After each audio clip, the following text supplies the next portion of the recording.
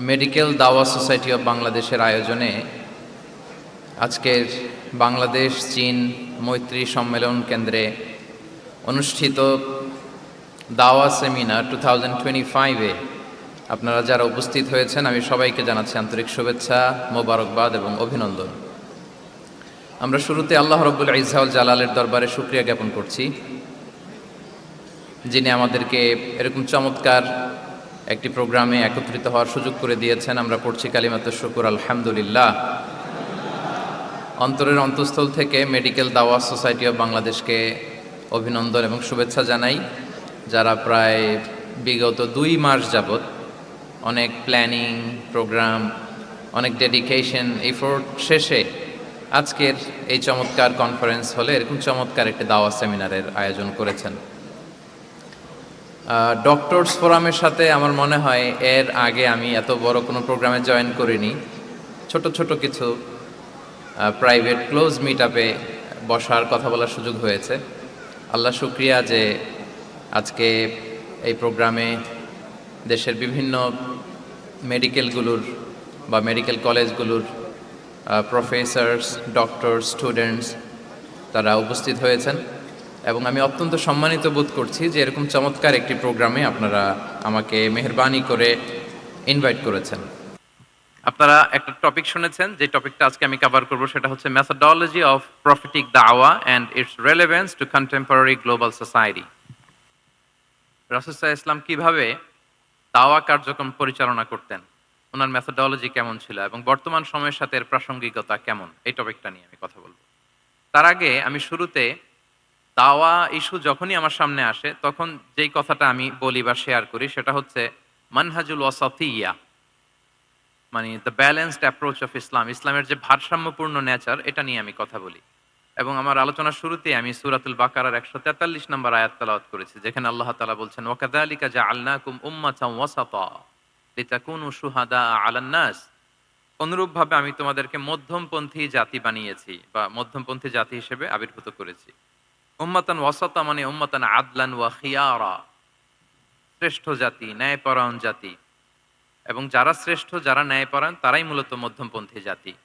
তো আল্লাহ তাআলা আমাদেরকে মধ্যমপন্থী জাতি বলেছেন। এই যে মধ্যম পন্থা আল ওয়াসাতিয়া, এটা ইসলামের অনেকগুলো অনন্য বৈশিষ্ট্যের মধ্যে থেকে একটি বৈশিষ্ট্য। বাট মাঝে মাঝে আমরা এই পন্থাটার কথা ভুলে যাই। ভুলে কি করি, অনেক সময় অনেক প্রান্তিক লেভেল থেকে কাজ করে ফেলি, চিন্তা করে ফেলি, অনেক সময় খুব বাড়াবাড়ি করে ফেলি, অনেক সময় ছাড়াছাড়ি করে ফেলি। বরং আমাদের থাকতে হবে মাঝামাঝি। তাহলে the first and foremost reminder today in this conference hall, যে আমরা বাড়াবাড়িও করব না, ছাড়াছাড়িও করব না, আমরা মাঝামাঝি থাকব। কোথায় থাকব? জি, মাঝামাঝি, আল ওয়াসাতিয়্যা, যেটা শ্রেষ্ঠ এবং যেই মেথডোলজির কথা কোরআন আমাদেরকে জানিয়েছে।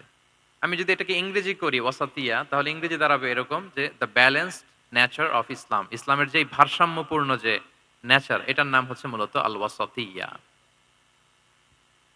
আপনি যদি খেয়াল করে দেখেন যে কিভাবে আমরা অন্যান্য জাতিগোষ্ঠীর তুলনায় মধ্যমপন্থী জাতি, তাহলে দেখবেন যে আমরা যদি সাইয়েদনা ঈসা আলাইহিস সালামের ব্যাপারে কথা বলি, জেসাস ক্রাইস্টের ব্যাপারে, তাহলে দেখেন ওনার ব্যাপারে ইহুদি নাসারারা কেউ বাড়াবাড়ি করেছে, কেউ ছাড়াছাড়ি করেছে, আমরা একেবারে মিডল ওয়েতে আছি। যেমন ঈসা আলাইহিস সালামের ব্যাপারে খ্রিস্টানরা কি বলে জানেন? তারা বলে ঈসা আলাইহিস সালাম হচ্ছে আল্লাহর সন্তান। নাউযুবিল্লাহি মিন যালিক।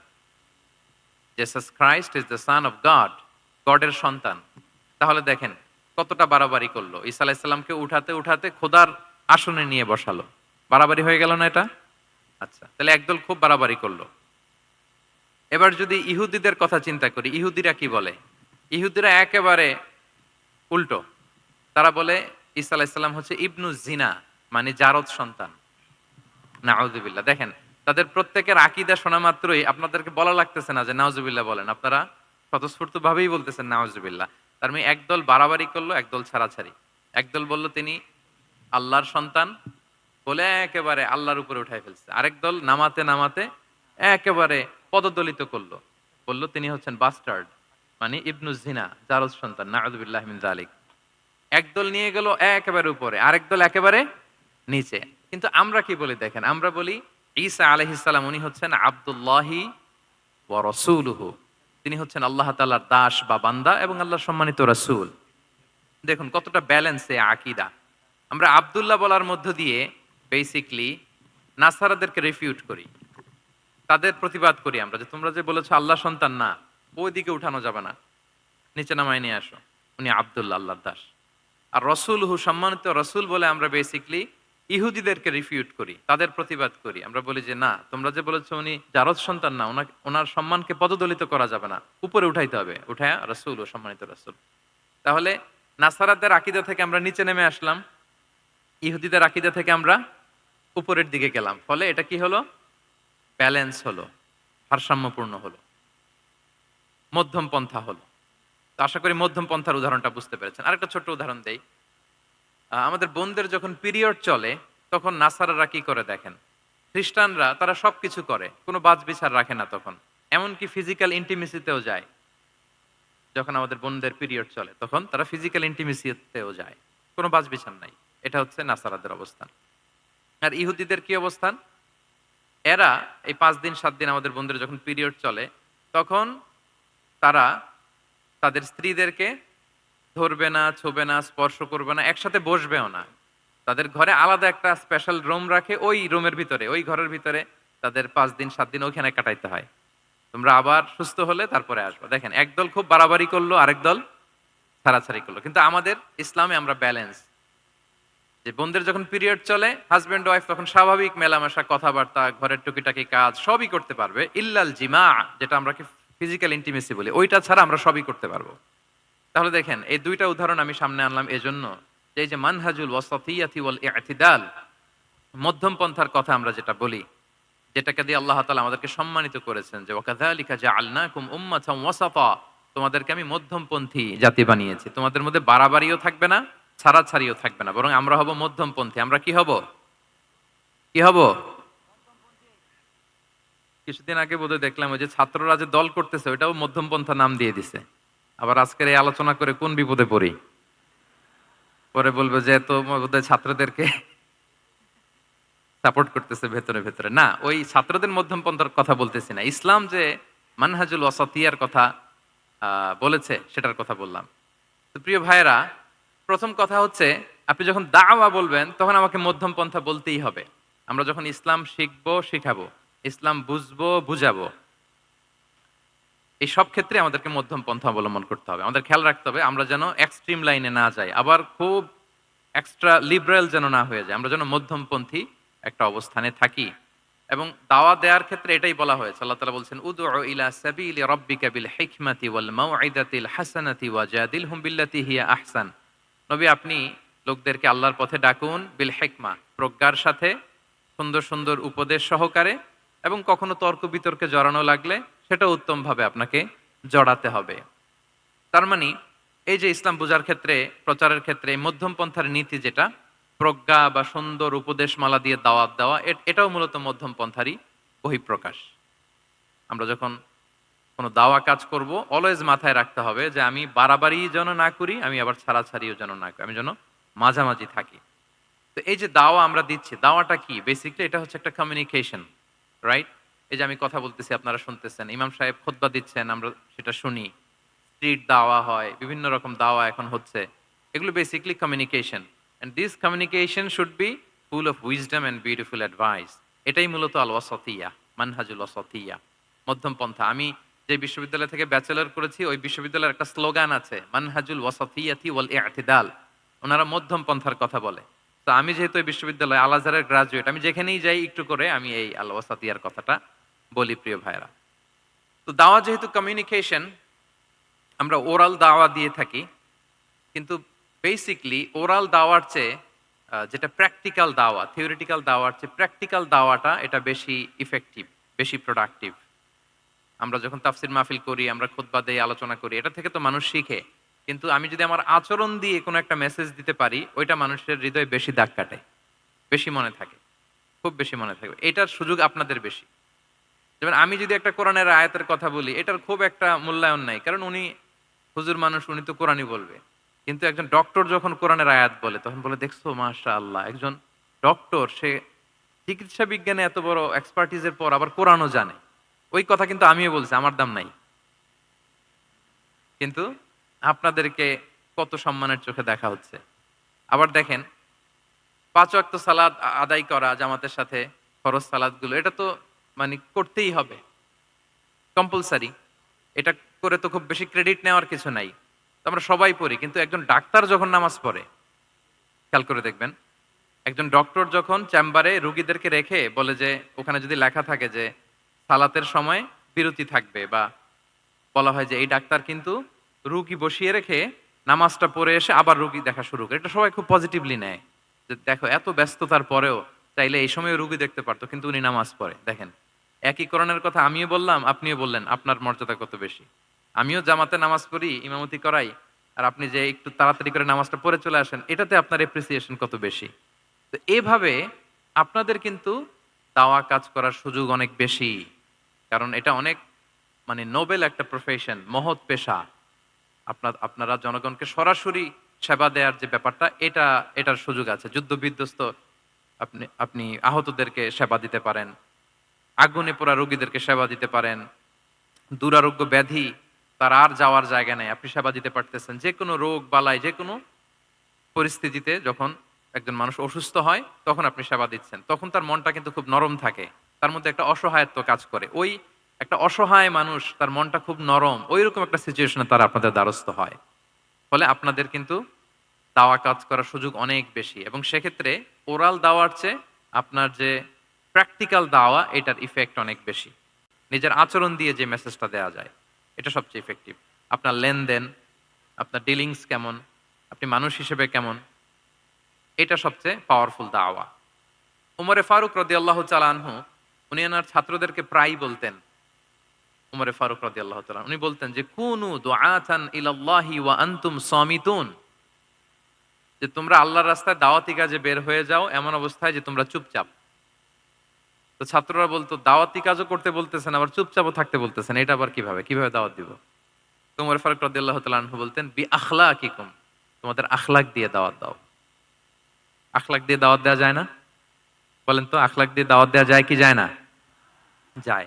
এই আখলাক দিয়ে যে দাওয়াত, এটা অনেক পাওয়ারফুল। ১০টা তাফসীর মাহফিল করে আমি এটা করতে পারবো না। আপনি আপনার আখলাক দিয়ে, আপনার ব্যক্তিত্ব দিয়ে, আপনার লেনদেন, হ্যাঁ, এগুলো দিয়ে আপনি যে দাওয়াটা দিতে পারবেন, অন্য অনেক কিছু দিয়ে সেটা হবে না। এজন্য ওমর ফারুক বলতেন কুনু দুআতান ইলাল্লাহি ওয়া আনতুম সামিতুন, আল্লাহর রাস্তায় দায়ী হয়ে বের হও কিন্তু চুপচাপ। কিভাবে? বলে বি আখলাকিকুম, তোমাদের আখলাক দিয়ে। এটা বেশি পাওয়ারফুল।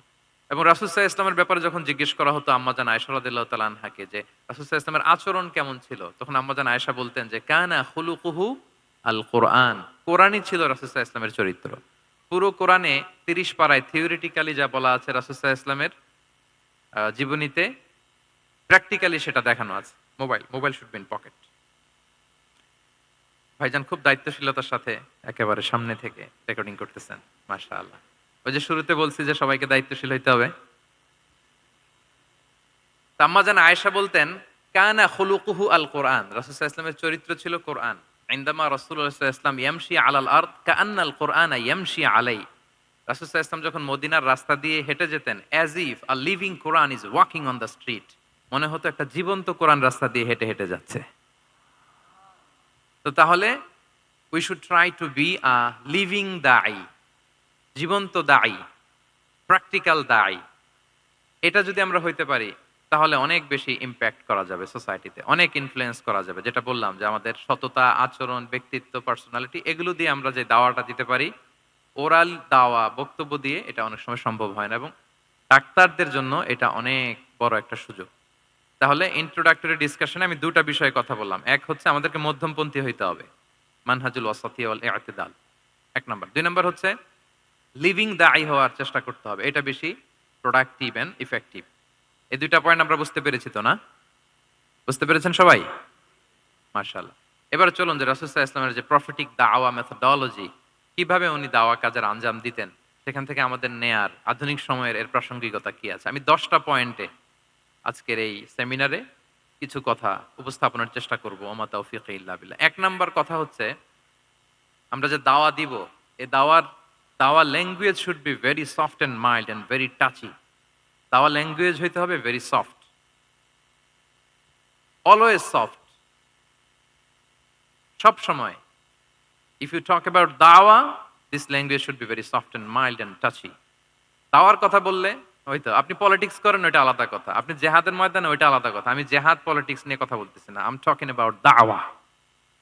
যদি আপনি দাওয়া সেমিনারের কথা বলেন, যদি মেডিকেল দাওয়া সোসাইটির নাম দেন, দাওয়া বললে আমাকে বলতে হবে দাওয়ার language should be very soft and mild. আমরা এটা অনেক সময় ভুল করে ফেলি, এটা করা যাবে না। কারণ আপনি হৃদয় থেকে যদি কোনো কথা বলেন, এটা শ্রোতার হৃদয়ে যে টাচ করে। আল্লাহর হাবিব সাল্লাল্লাহু আলাইহি ওয়াসাল্লামের কথাগুলো নিয়ে এত আলোচনা বিশ্লেষণ, কথাগুলো এত অ্যাপিলিং কেন, এত আবেদনময় কেন? এর কারণ হচ্ছে রাসূল সাল্লাল্লাহু আলাইহি ওয়াসাল্লাম যা বলেছেন তিনি হৃদয় থেকে বলেছেন। হৃদয় থেকে কথা বেরোলে এটা শ্রোতার হৃদয়ে যে টাচ করে। একটা ছোট্ট আয়াত আমি তেলাওয়াত করি, সূরা তাহার। আল্লাহ তাআলা বলছেন, ফাকুলা লাহু কাওলান লাইয়িনা লাআল্লাহু ইয়াতাযাক্কারু আও ইয়াখশা। আল্লাহ তাআলা মূসা আলাইহিস সালাম এবং হারুন আলাইহিস সালাম ওনাদের দুইজনকে বলছেন যে তোমরা দুই ভাই মিলে যাও ফেরাউনের কাছে যে দাওয়াত দাও এবং কোমল ভাষায় দাওয়াত দাও। কি ভাষায়? সবাই বলুন। কোমল ভাষায় দাওয়াত দাও। কাওলান লাইয়িনা, use very soft and mild language, very touchy language. Soft এবং কোমল ভাষায় দাওয়াত দাও কাকে? পৃথিবীর সবচেয়ে বড় সন্ত্রাস, তাই না? হ্যাঁ, দুর্ধর্ষ সন্ত্রাস, খোদাদ্রোহী, তারপর সীমালঙ্ঘনকারী। আপনি যত নেগেটিভ যা বলবেন সব যাবে ওর সাথে। ফিরআউন। লাআল্লাহু ইয়াতাযাক্কারু আও ইয়াখশা, হয়তো সে উপদেশ গ্রহণ করবে অথবা তার হৃদয়ে ভয়ের উদ্রেক হতে পারে। হয়তো তোমরা soft and mild language use করবা। মূসা এবং হারুন কোমল ভাষায় যে তোমরা দাওয়াত দিবা। আচ্ছা, কার ব্যাপারে আল্লাহ বললেন? কাকে দাওয়াত দিতে বললেন? সবাই বলেন তো নামটা। ফেরাউন। আচ্ছা, ফেরাউনের ক্ষেত্রে আল্লাহ তাআলা বললেন যে soft and mild language use করো, নরম ভাষা। আমাকে উত্তর দেন, আমাদের কারেন্ট সময় আমরা যাদেরকে জালিম বলি, যাদেরকে খারাপ বলি, ফাসিক বলি, পাপাচারী, ধরেন যে আমার মতে বা আপনাদের মতে যে সবচেয়ে খারাপ পাপাচারী মনে করার সুযোগ আমাদের নাই। কে জান্নাতি কে জাহান্নামী এটা ডিসাইড করবে কে? আল্লাহ তাআলা। কিন্তু আমাদের চোখে যে পাপী, যে ভুল করেছে, যে জালিম, ওই জালিমগুলো, খারাপ লোকগুলো কি ফেরাউনের চেয়ে বেশি খারাপ ছিল? ছিল? ওই ফেরাউনের ক্ষেত্রে আল্লাহ বলেছেন ফাকুল আলাহু কাওলান লাইয়িনা, সফট ল্যাঙ্গুয়েজ ইউজ করো মূসা এবং হারুন, কোমল ভাষা ব্যবহার করো। হয়তো তার ভুল ভেঙে যাবে, হয়তো সে উপদেশ গ্রহণ করবে। তো তাহলে দেখেন কত বড় ভুল আমরা করি। আমরা মাঝে মাঝে এমন অ্যাটাকিং মুডে কথা বলি, এমন আগ্রাসী হয়ে কথা বলি, ওর মানার এক সুযোগ থাকলেও ও মানবে না। কি বলেন? যাও মানার একটু ইচ্ছা ছিল, আমার এই অ্যাটিটিউডের কারণে সে আর এটা শুনবে না। এটাই মানুষের স্বভাব। আপনি আগ্রাসী হয়ে অ্যাটাকিং হয়ে কথা বলে মানুষ এটা শোনে না। তাহলে দাওয়ার প্রফিটিক এক নাম্বার মেথোডোলজি হচ্ছে দাওয়ার ল্যাঙ্গুয়েজ হইতে হবে very soft and very mild. Allah তাআলা সূরাতু আলে ইমরানে বলছেন, ফাবিমা রাহমাতিম মিনাল্লাহি লিনতা লাহুম ওয়ালাউ কুনতা ফাদ্দান গালিযাল কলবি লানফাদ্দু মিন হাওলিক। নবী হে, আল্লাহর অনুগ্রহে, আল্লাহর রহমতে আপনি কোমল ভাষী হয়েছেন। আপনি কোমল ভাষী না হয়ে যদি রূঢ় ভাষী হতেন তাহলে মানুষজন আপনার কাছ থেকে ভেগে ভেগে পালাতো। কিন্তু আমরা দেখতাম যে সাহাবারা রাসূল সাল্লাল্লাহু আলাইহি ওয়াসাল্লামের কাছে শুধু জড়ো হইতে চেত, দেখা করতে চেত, রাসূলকে ঘিরে রাখতো, এত পছন্দ করতো রাসূল সাল্লাল্লাহু আলাইহি ওয়াসাল্লামের কোমল আচরণের কারণে। ইভেন ফ্যামিলিতে কোনো সমস্যা হলে অনেক সাহাবারা বলতেন ফ্যামিলির সাথে সমস্যা হলেও তারা রাসূলের কাছে চলে আসতো। এমনকি কারো পেটে ক্ষুধা লাগলেও তারা রাসূলের দরবারে চলে আসতো। তারা বলতো রাসূল সাল্লাল্লাহু আলাইহি ওয়াসাল্লামের চেহারার দিকে তাকালেই আমাদের ক্ষুধা মিটে যেত। কি কোমল ভাষী ছিলেন, কত সুন্দর সফট ল্যাঙ্গুয়েজ রাসূল সাল্লাল্লাহু আলাইহি ওয়াসাল্লাম ইউজ করেছেন। হ্যাঁ, রাসূল সাল্লাল্লাহু আলাইহি ওয়াসাল্লাম কখনো যে কঠোর ভাষায় কথা বলতেন না তা না, মাঝে মাঝে বলতেন, কিন্তু বেশিরভাগ ওনার দাওয়া ছিল সফট অ্যান্ড মাইল্ড। মাঝে মাঝে প্রেক্ষাপটের আলোকে রাসূল সাল্লাল্লাহু আলাইহি ওয়াসাল্লাম অনেক সময় তেজস্বী জ্বালাময়ী ভাষণ দিতেন। মনে হতো কান্নাহু তিনি কি করছেন, ব্যাটালিয়নকে কমান্ড করছেন। এটা মাঝে মাঝে চেহারা লাল হয়ে যেত, গড়গড় করতেন যুদ্ধের আগে। কিন্তু রেগুলার বেসিসে রাসূল সাল্লাল্লাহু আলাইহি ওয়াসাল্লাম খুব কোমল ভাষায় কথা বলতেন। তাহলে এক নম্বরে যেটা জানলাম, যদি আপনি দাওয়া মেন্টালিটি, দাওয়া মোডে থাকতে চান, আপনার ভাষা হতে হবে শক্ত না নরম? সফট হইতে হবে, কোমল। কারোর প্রতি আগ্রাসী হয়ে যেন আমরা কথা না বলি, অ্যাটাকিং মুডে যেন না বলি, বললেও শুনবে না। এটাই মানুষের নেচার, সফট ল্যাঙ্গুয়েজে বলতে হয়। ফেরাউনকে যদি বলা হয় ওর সাথে ভালোভাবে বলো, তো আমাদের আশেপাশে যারা আছে এরা তো আরো এদেরকে সম্মান দিয়ে নরম করে বলা উচিত। কি বলেন? জি, এক নম্বর গেল। দুই নম্বর হচ্ছে দাওয়াকে ফলপ্রসূ করতে হলে রাসূল সাল্লাল্লাহু আলাইহি ওয়াসাল্লাম যেটা করতেন, শ্রোতাদের অনেক সময় মনোযোগ আকর্ষণের জন্য উনি অনেক ধরনের টুলস, অনেক ধরনের জিনিস তিনি ব্যবহার করতেন। যেমন একটা পদ্ধতি রাসূল সাল্লাল্লাহু আলাইহি ওয়াসাল্লামের ছিল। রাসূল সাল্লাল্লাহু আলাইহি ওয়াসাল্লাম মানুষের আকর্ষণ বৃদ্ধির জন্য মাঝে, মাঝে প্রশ্ন ছুড়ে দিতেন অডিয়েন্সকে। Drawing attention of the listener by throwing questions. Question throw করার মাধ্যমে অ্যাটেনশন গ্রো করতেন। হাদিসে এরকম অনেক উদাহরণ পাওয়া যায়। একটা ছোট্ট হাদিস শেয়ার করি, সহিহ মুসলিমে এসেছে। রাসূল সাল্লাল্লাহু আলাইহি ওয়াসাল্লাম একবার সাহাবাদেরকে বললেন, ইন্না মিনাশ শাজারি শাজারাতান লা ইয়াসকুতু ওয়ারাকুহা মাসালুহা মাসালুল মুসলিম। রাসূল সাল্লাল্লাহু আলাইহি ওয়াসাল্লাম জিজ্ঞেস করলেন, তোমরা কি কেউ বলতে পারবা বৃক্ষরাজির মধ্যে একটা বৃক্ষ আছে, মানে গাছের মধ্যে একটা গাছ আছে যেই গাছের কখনো পাতা ঝরে না, ওই গাছের পাতা কখনো ঝরে না। এর দৃষ্টান্ত হচ্ছে মুসলিমের দৃষ্টান্তের মতো। বলতো ফাহাদ্দিসুনি মা হিয়া, বলতো ওই গাছটা কি, কে বলতে পারো? আপনারা তো সব একেবারে পেরে গেছেন। তো সাহাবারা ওই দিন কেউ বলতে পারেন নাই, কারণ কি জানেন? একে তো আমরা জানি হাদিস স্টাডি করার কারণে, হাদিস স্টাডি না করলে তো আমরা বলতে পারতাম না, আমাদের দেশে তো খেজুর গাছ অত হয়ও না। তো ওনারা কেউ বলতে পারে না, এর কারণ হচ্ছে তারা ভাবছিল প্রশ্ন যেহেতু করছে এটা যেন তেন প্রশ্ন, এটা কঠিন কোনো গাছের একটা নাম বলতে হবে।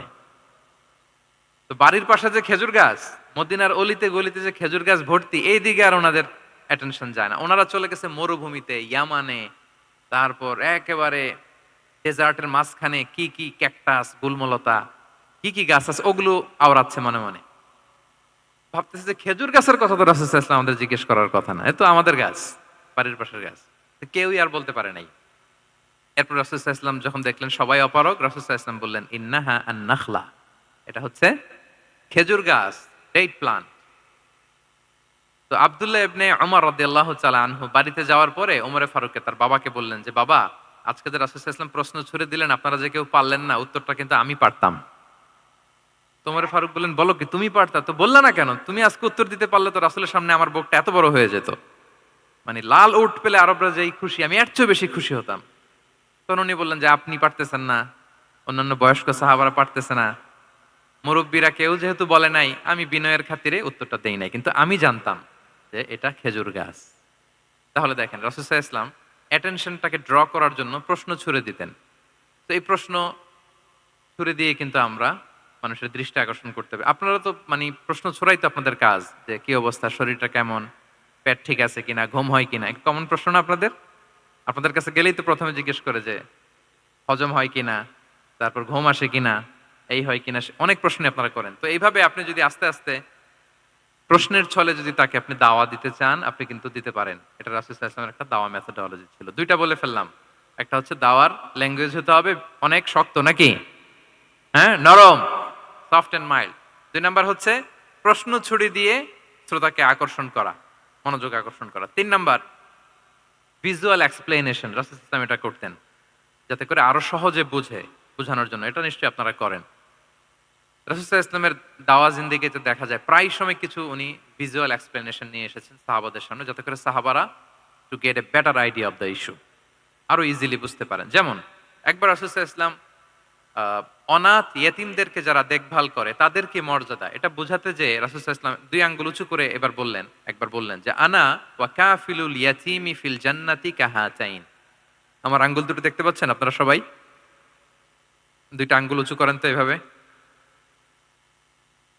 মানুষ তো মনে করবে ভিক্টরি সাইন দেখাই দিছে আমরা। এই যে, তো রাসূল সাল্লাল্লাহু আলাইহি ওয়াসাল্লাম বললেন আনা ওয়া কাফিলুল ইয়াতীমি কাহাতাইন, হাত নামান। অর্থাৎ আমি এবং এতিমের রক্ষণাবেক্ষণকারী কিয়ামতের দিন এভাবে কাছাকাছি প্রতিবেশী হয়ে থাকব। এই 2টা আঙ্গুলের মাঝখানে যেমনি খুব একটা স্পেস নাই, গ্যাপ নাই, মানে একেবারে কাছাকাছি, নেইবরিং ফিঙ্গার, রাইট? আমি এবং এতিমের রক্ষণাবেক্ষণকারী এভাবে নেইবর হয়ে থাকবে। এই যে ভিজুয়াল এক্সপ্লেনেশন দেখছেন? এই যে দাওয়ার মধ্যে মাঝে মাঝে এরকম ভিজুয়াল এক্সপ্লেনেশন করতে হবে যাতে করে শ্রোতারা বোঝে। রাসূল ইসলাম এটা করেছেন। আচ্ছা, মুসনাদে আহমদে এক হাদিস এসেছে, রাসূল ইসলাম একবার খেজুরের একটা ডাল নিয়ে মরুভূমির মধ্যে একটা দাগ টানলেন। খাত্তালানা রাসূলুল্লাহ সাল্লাল্লাহু আলাইহি ওয়াসাল্লাম খাত্তান, একটা স্ট্রেইট লাইন দিয়ে রাসূল সাল্লাল্লাহু আলাইহি ওয়াসাল্লাম বললেন এটা হচ্ছে সিরাতুল মুস্তাকিম। সাহাবাদের দৃষ্টি আকর্ষিত হলো, সবাই মনোযোগী হয়ে উঠলো, তাই নাকি? সিরাতুল মুস্তাকিম, যে দোয়া আমরা প্রতিদিন করি, ইহদিনাস সিরাতাল মুস্তাকিম। খেজুরের ডাল দিয়ে স্ট্রেইট লাইন কেটে বললেন এটা হচ্ছে সিরাতুল মুস্তাকিম। এবার ওই খেজুরের ডাল দিয়ে ডানে বায়ে অনেকগুলো ছোট ছোট দাগ কাটলেন আর বললেন হাযিহি সুবুলুশ শায়তান, এগুলো হচ্ছে শয়তানের রাস্তা, এটা হচ্ছে মুস্তাকিম, সোজা রাস্তা যেটা জান্নাতে যায়। আর ডানে বায়ে অনেকগুলো দাগ কাটলেন, ডেকে বললেন এই প্রতিটি রাস্তায় একটা করে শয়তান বসে থাকে আর সে তোমাদেরকে টেম্পটেশন দিতে থাকে। প্রভোকেশন করতে থাকে, ধোঁকা দিতে থাকে, ওয়াসওয়াসা দিতে থাকে। ডানে বায়ে না তাকিয়ে এই সিরাতুল মুস্তাকিমের পথেই অবিচল থাকতে হবে। ইনশাআল্লাহ বলেন। তাহলে দেখেন মরুভূমির মাঝখানে তখন তো আর ওই যে এলইডি প্রজেক্টর থাকলে হয়তো রাসূল সাল্লাল্লাহু আলাইহি ওয়াসাল্লাম ওইটাই ব্যবহার করতেন। আমরা এটা এখন করতে পারি বোঝানোর জন্য। রাসূল সাল্লাল্লাহু আলাইহি ওয়াসাল্লাম খেজুরের ডাল দিয়ে মরুভূমির মধ্যে দাগ কেটে সাহাবীদেরকে এই ভিজুয়াল এক্সপ্লেনেশন দিলেন এবং সাহাবারা খুব সহজে বুঝতে পারলেন যে কোনটা সিরাতুল মুস্তাকিম, কোনটা সিরাতুশ শাইতান। এভাবে রাসূল সাল্লাল্লাহু আলাইহি ওয়াসাল্লাম ভিজুয়াল এক্সপ্লেনেশন ইউজ করতেন। আমরা বিশ্বাসীরা যে ভাই ভাই, মুমিনরা যে ভাই ভাই, আমাদের সম্পর্ক যে কত সুদৃঢ় মজবুত, এটা বোঝাতে যে একবার রাসূল সাল্লাল্লাহু আলাইহি ওয়াসাল্লাম বললেন, আল মুমিনু লিল মুমিনি কাল বুনিয়ান। বিশ্বাসীরা তাদের সম্পর্ক হচ্ছে কাল বুনিয়ান, একটা সুদৃঢ় প্রাচীরের মতো, সীসা ঢালা প্রাচীরের মতো। ইয়াশুদ্দু বা'দুহু বা'দা, যেটার এক পাশ আরেক পাশকে মজবুত করে। Strengthening one part the others, এক পার্ট আরেক পার্টকে মজবুত করে। যেমন এই বিল্ডিং, এদিকে ভেঙে ফেললে এটা নড়বড়ে হয়ে যাবে। তিনি বুঝালেন যে সুদৃঢ় প্রাচীরের মতো হচ্ছে বিশ্বাসীদের সম্পর্ক। এটা বলে ওয়াসাব্বাকা বাইনা আসাবিহি, মানে ডান হাতের আঙ্গুলগুলো বা হাতের ভেতরে ভেবে ঢুকিয়ে দিলেন, বললেন যে এরকম মজবুত। সুবহানাল্লাহ। এই যে এই হাতের আঙ্গুলগুলো এই হাতে ঢুকিয়ে এরকম চাপ দিলে খুব শক্ত হয় না, মজবুত হয় না? রাসূল সাল্লাল্লাহু আলাইহি ওয়াসাল্লাম বললেন আমাদের বন্ধন হচ্ছে এরকম সুদৃঢ় মজবুত, সুদৃঢ় সীসা ঢালা প্রাচীরের মতো। আল্লাহু আকবার। তাহলে এই যে ভিজুয়াল এক্সপ্লেনেশন রাসূল সাল্লাল্লাহু আলাইহি ওয়াসাল্লাম বোঝানোর জন্য এই যে এরকম দাগ কাটা, কখনো এইভাবে হাদিসে এরকম অনেক পাওয়া যায়। আমি অল্প কয়েকটা সময়ের টাইম কনস্ট্রেন্টের কারণে অল্প কয়েকটা নিয়ে আসলাম। তাহলে এটা রাসূল সাল্লাল্লাহু আলাইহি ওয়াসাল্লামের একটা দাওয়া মেথোডোলজি ছিল, বোঝানোর জন্য কত ইজিয়েস্ট ওয়েতে তিনি অডিয়েন্সের কাছে পৌঁছাতে পারেন। তিনি প্রয়োজনে ভিজুয়াল এক্সপ্লেনেশনের সহায়তা নিতেন। কয়টা গেল মেথোডোলজি? ৩টা। আচ্ছা, ৪ নাম্বার হচ্ছে গ্রাজুয়ালিটি, ধীরে ধীরে ধাপে ধাপে দাওয়া পরিচালনা করা, দাওয়া কাজ করা। এটাতে অনেক সময় আমরা ভুল করে ফেলি। আমরা অনেক সময় একটু রাশিং মেন্টালিটিতে থাকি, তাড়াহুড়ো। একজন ভাই নতুন দিনে ফিরছে, আগে হয়তো সংশয়বাদী ছিল, নাস্তিক ছিল, প্র্যাকটিস করতো না। এখন সে প্র্যাকটিসের ইচ্ছা করছে। এই সুযোগ পেয়ে আমি তারে বলা শুরু করলাম, নামাজ পড়তে হবে, রোজা রাখতে হবে, যাকাত দিতে হবে, তোমার ওয়াইফরে পর্দা করাইতে হবে, হালাল হারাম ও কয়েক সারছে, আমার সম্ভব না। ও বলবে ভাই আগে যা ছিলাম ওইটাই ভালো ছিল, এতগুলো তো আমি মানতে পারবো না। তো এই যে আপনি তাকে দিন থেকে ভাগালেন, আপনার দাওয়া মেথোডোলজি জানা না থাকার কারণে আপনি তাকে ভাগালেন। একসাথে আপনি এত কথা বলবেন না। নতুন যখন কেউ দিনে ফিরে তাকে আপনি একসাথে এত কথা বলবেন না। নতুন যখন কোনো বোন ইসলামে আসতে চায় তাকে আপনি কঠিন করে বলবেন না। উপরে আমাদের বোনরা আছে, তাদেরকেও আমি বলবো সহজ করে বলেন। প্রথমে নামাজের কথা বলেন, নামাজ আস্তে আস্তে পড়ুক যতটুকু পারুক। প্রথমে হয়তো ৫ ওয়াক্ত পারবে না, ১ ওয়াক্ত ২ ওয়াক্ত দিয়ে শুরু করবে, এরপর আস্তে আস্তে ৫ ওয়াক্ত যাবে। এরপর তাকে একটু শালীন পোশাকের কথা বলেন যে তুমি একটু শালীন পোশাক পরো, সেফটি সিকিউরিটির জন্য ভালো। সেটাতে অভ্যস্ত হলে তাকে হেজাবের দাওয়াত দিবেন আপনি, হেজাবে অভ্যস্ত হলে নেকাবে দাওয়াত দিবেন আপনি। এইভাবে গ্রাজুয়ালিটি, ধাপে ধাপে, একসাথেই কঠিন করে দিনকে উপস্থাপন করা যাবে না। দাওয়া ইজ এ গ্রাজুয়াল প্রসেস। হ্যাঁ, গ্রাজুয়ালি যাইতে হবে। Beginning with the most important issue first, তারপর যেটা ইম্পর্টেন্ট, তারপর যেটা ইম্পর্টেন্ট, ধাপে ধাপে আপনি তাকে বলবেন। আপনারা নিশ্চয়ই সবাই মদ হারাম হওয়ার যে স্টেপগুলো আছে জানেন না? কয়বারে হারাম হয়েছে? ৩ বারে। ওয়াসআলুনাকা আনিল খামরি ওয়াল মাইসির কুল ফীহিমা ইসমুন কাবীরু ওয়া মানাফিউ লিন-নাস ওয়া ইসমুহুমা আকবারু মিন নাফিহিমা। প্রথমে বললেন মদে কিছু উপকার আছে কিন্তু এটার গুনাহ বেশি, ক্ষতি বেশি। কিন্তু সামান্য উপকার আছে। তো মানুষ সচেতন হয়ে গেল যে না, এটা কিন্তু গুনাহ আছে, ক্ষতি আছে, সাবধান হইতে হবে। মদ খাওয়া কমায় দিল। আচ্ছা, এরপর বলা হলো ওয়ালা তাকরাবুস সালাতা ওয়া আনতুম সুকারা, মাতাল হয়ে মদ খাওয়া অবস্থায় নামাজে যেও না। কারণ কোন এক সাহাবী নামাজে এমন ভাবে তেলাওয়াত করলেন অর্থ চেঞ্জ হয়ে গেল।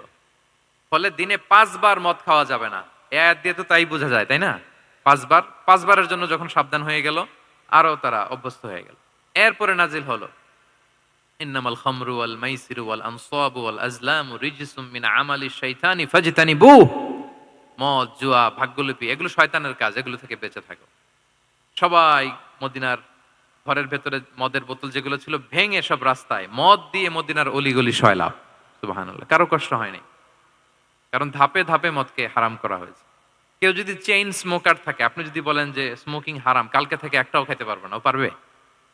ও তো মারা যাবে। ও সব বাদ দিতে পারবে, স্মোকিং বাদ দিতে পারবে না। তো কি করবেন? তাকে আপনি অল্প অল্প করে, যে একটু একটু করে ছাড়ো। এই যে রমজান আসতেছে, সারাদিন তো করতেই পারবা না, রাতে ২-৩টা করে খাইও, বেশি খাইও না। না মানে ছাড়ানোর জন্য বলতেছে আর কি, যে 10টা খায় তারা যদি আপনি 2টা খাইতে বলেন, এটা তো আপনি দাওয়াই দিলেন নাকি, কমাইতে বললেন তো। সিগারেটের প্রতি তার উৎসাহিত করতেছি না আমরা। চেন স্মোকার ও 10টা ছাড়া হয় না প্রতিদিন। তো এই রমজানে আপনি তারা বললেন যে সারাদিন তো তুমি না খেয়ে থাকবা, রাতে 1টা 2টা বা 3টা গেল। প্রথম দশকে 3টা, এরপরের দশকে 2টা, তারপরের দশকে 1টা। যে 1টা খায় তারপরের দিন তো সে চাইলে ছেড়েও দিতে পারে, কি বলেন? এইভাবে গ্রাজুয়ালি তাকে ছাড়ানোর জন্য অভ্যস্ত করতে হবে। তাহলে এই গ্রাজুয়ালিটিটা দরকার। আমি হাদিস থেকে, সিরাত থেকে একটা উদাহরণ দেই, শুনুন। রাসূল সাল্লাল্লাহু আলাইহি ওয়াসাল্লাম মুআয ইবনে জাবাল রাদিয়াল্লাহু তাআলা আনহুকে ইয়ামানের গভর্নর করে পাঠালেন। তো তখন তাকে বললেন যে, মুআয, ইন্নাকা তাআতি কওমান মিন আহলিল কিতাব, তোমাকে এমন একটা এলাকার গভর্নর করে পাঠাচ্ছি, তারা কিন্তু আহলে কিতাব, মানে people of the books, Jews and Christian community, তারা ইহুদি খ্রিস্টান। তো তাদেরকে যখন দাওয়াত দিবা, ধাপে ধাপে দিবা। কিভাবে দিবা? তিনি বললেন, ফাদউহুম ইলা শাহাদাতি আন লা ইলাহা ইল্লাল্লাহ ওয়া আন্না মুহাম্মাদুর রাসূলুল্লাহ। প্রথমে দাওয়াত দিবা তাওহীদ আর রিসালাতের। আওয়াজ করে বলেন, প্রথমে কিসের? তাওহীদ এবং রিসালাতের। আচ্ছা, ফা ইনহুম আতাউ লিযালিক, তারা যখন এটা মেনে নেয়। আরবিটা খেয়াল করেছেন অর্থটা? ফা ইনহুম আতাউ লিযালিক, তাওহীদ রিসালাত যদি মেনে নেয় তাহলে তাদেরকে 5 ওয়াক্ত নামাজের দাওয়াত দিও। আচ্ছা, 5 ওয়াক্ত নামাজে যখন তারা অভ্যস্ত হয়ে যায়, ফাইনহুম আতাউ লিযালিক, যখন তারা এটাও মেনে নেয় তখন তাদেরকে যাকাতের আদেশ করো। সুবহানাল্লাহ, সুবহানাল্লাহ। দেখেন, ধাপে ধাপে, একবারে সবগুলো বিধান একবারে তাদের সাথে শেয়ার করতে বলেননি। প্রথমে তাওহীদের, রিসালাতের, মেনে নিলে সালাতের, মেনে নিলে যাকাতের, ধাপে ধাপে। তাহলে একবারে কেউ নতুন যখন দিনে ফিরেছে, একবারে সবকিছু তার ঘাড়ে চাপিয়ে দিবেন আপনি? কি করবেন? গ্রাজুয়ালি, ধাপে ধাপে আমরা এই দাওয়াটা তাদেরকে দেওয়ার চেষ্টা করব। এটা খুব ইফেক্টিভ হবে, ফলপ্রসূ হবে। কয়টা বললাম আমরা? 4টা। আপনাদের মনোযোগ আছে তো? বোরিং হচ্ছেন না তো? একটু বোরিং বোরিং লাগতেছে আপনাদের? হওয়ার কথা, যেহেতু সেই সকাল থেকে আমি শুনলাম 11টা থেকে প্রোগ্রাম। তো যারা দূর থেকে আসছেন নিশ্চয়ই ফজরের পরে রওনা দিয়ে। ঢাকার বাইরে থেকে আসছেন কারা কারা দেখি তো একটু। ইয়া সালাম, আপনারা নিশ্চয়ই ফজর পরে রওনা হয়েছেন গতকাল। মাশাআল্লাহ, মাশাআল্লাহ, আল্লাহ তাআলা কবুল করুক। আসুন আমরা তাকবীর পড়ি, তাহলে আরেকটু এনার্জেটিক হব আমরা। লিল্লাহি তাকবীর, লিল্লাহি তাকবীর, লিল্লাহি তাকবীর। একটু এনার্জেটিক লাগতেছে না এখন? মাশাআল্লাহ। না, ঠিক আছে, ঠিক আছে, এই তো ঠিক আছে। আচ্ছা, 4টা কভার করে ফেলেছি। 5 নাম্বার হচ্ছে দাওয়ার মধ্যে ইমোশনাল ইন্টেলিজেন্স ইউজ করতে হবে, তাহলে এটা মোর ইফেক্টিভ হবে। মানে আপনি মানুষের আবেগ অনুভূতি নাড়িয়ে দিয়ে যদি দাওয়া দিতে পারেন, এটা তার শুদ্ধাচারের জন্য অনেক কাজে দিবে। ইমোশনাল ইন্টেলিজেন্স মানে তার আবেগ, ইমোশনকে আপনি ট্রিগার আপ করবেন, ওইটাতে আপনি টাচ করবেন, তাহলে দেখবেন যে সে একেবারে কাবু হয়ে গেছে। এটা রাসূল সাল্লাল্লাহু আলাইহি ওয়াসাল্লামের সিরাতে আমরা অনেক সময় দেখেছি যে ইমোশনাল ইন্টেলিজেন্সকে কাজে লাগিয়ে রাসূল সাল্লাল্লাহু আলাইহি ওয়াসাল্লাম তার আবেগ অনুভূতিতে এমন ভাবে নাড়া দিয়েছেন, তাকে আল্লাহ তাআলা হেদায়েতের রাস্তায় নিয়ে এসেছে। সুবহানাল্লাহ বিহামদিহি। একটা ছোট্ট উদাহরণ দেই, মুসনাদে আহমদ ইবনে হাম্বলের হাদিস। কিভাবে ইমোশনাল ইন্টেলিজেন্স রাসূল সাল্লাল্লাহু আলাইহি ওয়াসাল্লাম ইউজ করতেন, আবেগ অনুভূতিকে কিভাবে নাড়া দিতেন রাসূল সাল্লাল্লাহু আলাইহি ওয়াসাল্লাম। এক যুবক এসে সাহাবাদের সামনে রাসূল সাল্লাল্লাহু আলাইহি ওয়াসাল্লামকে বললেন, ইয়া রাসূলুল্লাহ, ইযান লি বিজিনা, হে আল্লাহর রাসূল, আপনি আমাকে জিনার অনুমতি দেন। নাউযুবিল্লাহ। কিসের? জিনার, মানে ব্যভিচারের অনুমতি দেন। ব্যভিচার বা জিনার অনুমতি দেন। আশেপাশের সাহাবারা তো রেগে মেগে আগুন। ফাআকবাল আল কওমু আলাইহি ফাজাজারুহ, সবাই তাকে দৌড়ে ধরতে গেল আর ধমকাতে লাগলো, ছি ছি ছি, মাহ মাহ। আমরা যেটা বাংলায় বলি ছি ছি, আরবিতে ওনারা কি বলে? মাহ মাহ, ছি ছি। কি বলো তুমি? লজ্জা শরমের মাথা খেয়ে তুমি রাসূলুল্লাহর দরবারে এসে বলতেছো, হে আল্লাহর রাসূল, আপনি জিনার অনুমতি দেন? যে রাসূল আল্লাহর পক্ষ থেকে বাণী শোনায়, ওয়ালা তাকরাবুজ জিনা, তোমরা ব্যভিচারের নিকটবর্তীও হয়ো না, আর তুমি সেই নবীর কাছে এসে আবদার করতেছো জিনার অনুমতি দেন? তারা যখন তেরে আসলো এই যুবকের দিকে, রাসূল সাল্লাল্লাহু আলাইহি ওয়াসাল্লাম তাদেরকে থামালেন, বললেন যে তোমরা থামো, যুবককে ডেকে আনো আমার কাছে। যুবককে নিয়ে আসা হলো। রাসূল সাল্লাল্লাহু আলাইহি ওয়াসাল্লাম তাকে পরম আদরে কাছে টেনে নিলেন। এবার তাকে জিজ্ঞেস করলেন, তুমি জিনার অনুমতি চাও না? বলে যে, ইয়া রাসূলুল্লাহ, জি, জিনার অনুমতি চাই। তখন রাসূল সাল্লাল্লাহু আলাইহি ওয়াসাল্লাম বললেন, তুমি আমাকে উত্তর দাও তো, তুমি বলো তো যে আতুহিব্বুহু লি উম্মিক, তুমি কি পছন্দ করবে যে কোনো পরপুরুষ তোমার মায়ের সাথে এই জিনাটা করুক? তোমার এটা ভাল লাগবে? সে বলে, লা ইয়া রাসূলুল্লাহ, না, কখনো না, আমার মায়ের সাথে কেউ এই পাপাচারে লিপ্ত হবে, এটা কোনো মানুষ মেনে নেবে না। আমি কেন, কেউ মেনে নেবে না। তারপর রাসূল সাল্লাল্লাহু আলাইহি ওয়াসাল্লাম তাকে বললেন, আতুহিব্বুহু লিবনাতিক, তুমি তোমার কলিজার টুকরা সন্তান, কন্যা সন্তানের সাথে, তোমার কন্যার সাথে কেউ এই পাপ কাজটা করুক, এটা তুমি মেনে নিবে? এটা তুমি পছন্দ করো? সে বলল, লা ইয়া রাসূলুল্লাহ, হে আল্লাহর রাসূল, কশ্চিন কালেও না, কখনো মানবো না। আমার মেয়ের সাথে কেউ এই কাজ করবে, আমি কখনো মানবো না। রাসূল সাল্লাল্লাহু আলাইহি ওয়াসাল্লাম আবার তাকে প্রশ্নবাণে জর্জরিত করতে লাগলেন। আবার বললেন, আতুহিব্বুহু লিউখতিক, তুমি কি তোমার প্রিয় বোনের সাথে কেউ এটা করুক, এই পাপাচারে লিপ্ত হোক, জিনা করুক, পছন্দ করবে? তোমার বোনকে কেউ এরকম করবে, অপমান করবে, এটা চাইবে তুমি? বলে, কখনো না। লা ইয়া রাসূলুল্লাহ, কখনো না, কেউই তো পছন্দ করবে না এটা। তখন রাসূল ইসলাম বললেন, তুমি যার সাথে জিনার অনুমতি চাইছো সে তো কারো না কারো মা, কারো না কারো মেয়ে, কারো না কারো বোন। তুমি এভাবে কেন ভাবতে পারো না? সুবহানাল্লাহি বিহামদি। এই কথা বলার পরে তো সে একেবারে ইমোশনালি এমন ড্যামেজ হয়েছে, লজ্জায় কাচুমাচু হয়ে মাথা নিচু করে দাঁড়ায় আছে। তখন রাসূল ইসলাম তার পিঠে একটা আলতো চাপড় মারলেন, পরম মমতায় আলতো চাপড় দিয়ে তার জন্য দোয়া করলেন, আল্লাহুম্মা গফির যামবাহ ওয়া তাহহির কলবাহ ওয়া হাসসিন ফারজাহ। আল্লাহ, তুমি এই যুবকের পাপ মোচন করো। আল্লাহ, তুমি তার অন্তরটাকে পরিশুদ্ধ করো। আল্লাহ, তুমি তার চরিত্রটাকে নিষ্কলুষ করো। এই হাদিসের রাবি উনি বলতেছেন, ফালাম ইয়াকুন বা'দা যালিকাল ফাতা ইয়ালতাফিতু ইলা শাই, ওই দিনের পর থেকে এই যুবক কখনো কোনো পরনারীর দিকে রাস্তায় তাকায় নাই।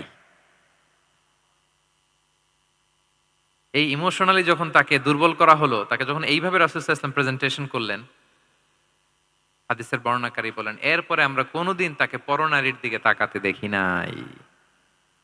তার হৃদয়টাকে আল্লাহ তাআলা পরিশুদ্ধ করে দেন। রাসূল সাল্লাল্লাহু আলাইহি ওয়াসাল্লাম ওয়া ইউযাক্কিহিম, কিভাবে মানুষকে পরিশুদ্ধ করতে দেখেন, কিভাবে তার আবেগ অনুভূতিকে নাড়িয়ে তার চিন্তার জগতে আলোড়ন সৃষ্টি করে তাকে এমন ভাবে কাবু করলেন যে রাসূল সাল্লাল্লাহু আলাইহি ওয়াসাল্লাম যেই দিকে তাকে গাইড করতেছে এখন সে সেদিকেই যেতে বাধ্য।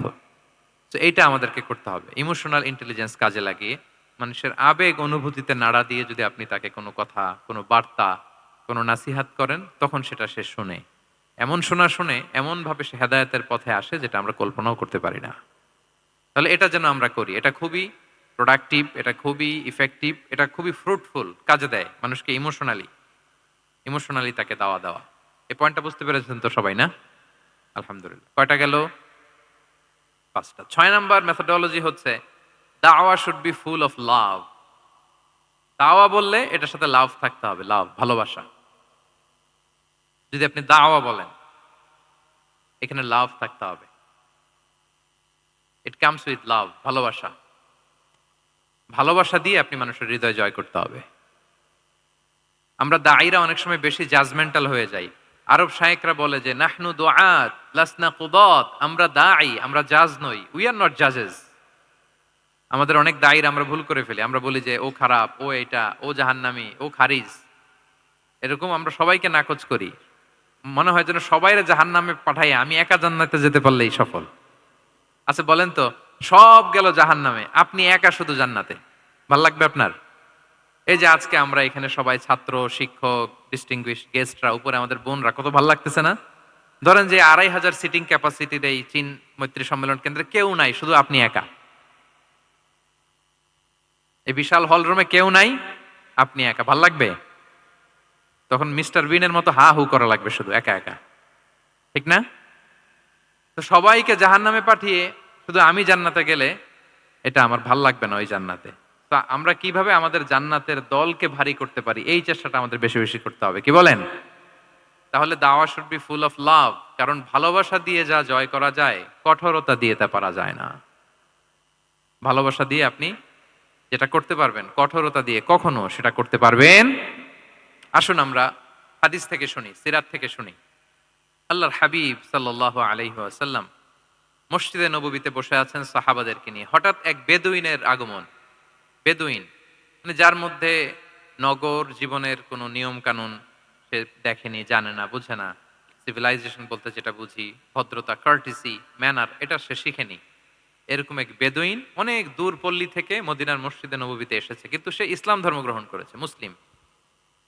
তো মসজিদে ঢুকে সে 2 রাকাত নামাজ পড়তেছে, এসে যে রাসূলকে সালাম দিবে, কথা, ওই কার্টিসিটাও নাই।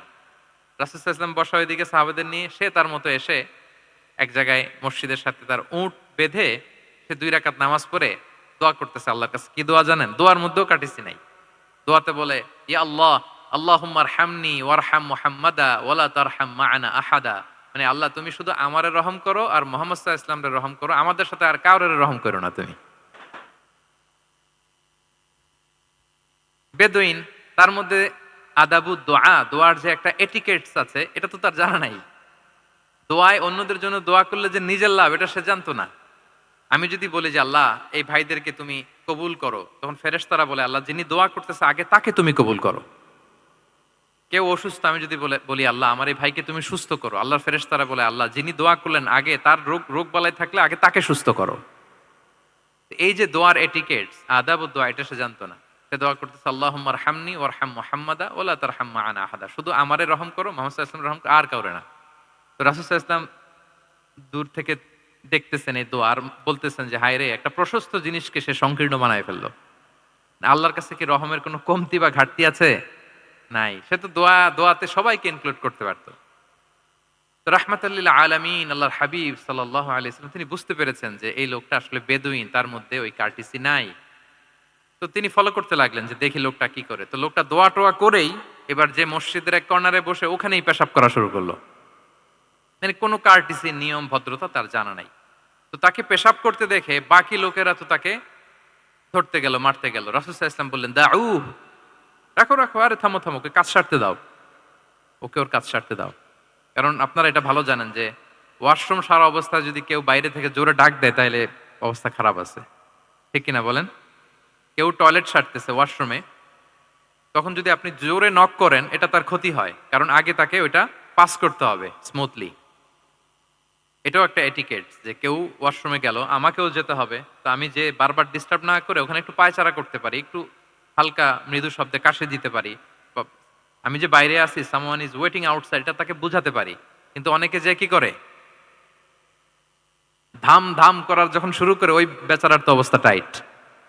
এটা যেন আমরা না করি, এই শিক্ষাটা কিন্তু এই হাদিস থেকে পাই। রাসূল সাল্লাল্লাহু আলাইহি ওয়াসাল্লাম বললেন দাউ দাউ, রাখো রাখো, আরে ছাড়ো ছাড়ো, ও তো এখন ইয়ে করতেছে, ইউরিন পাস করতেছে, রাখো, ওটাও সারুক, আগে সারুক, আমরা পরে ডিল করি। তো সবাইকে তিনি থামালেন, ও সারলো। এবার রাসূল সাল্লাল্লাহু আলাইহি ওয়াসাল্লাম বললেন, এবার তোমরা যে ওয়াহারিকু আলা বাউলিহি সাজলান মিন মা, যেহেতু মসজিদে নববীর ফ্লোর ছিল বালুর ফ্লোর, শুকিয়ে যাবে, বললেন যে ওর পেশাব করা জায়গার উপর এক বালতি পানি ঢেলে দাও। সাহাবারা দিল।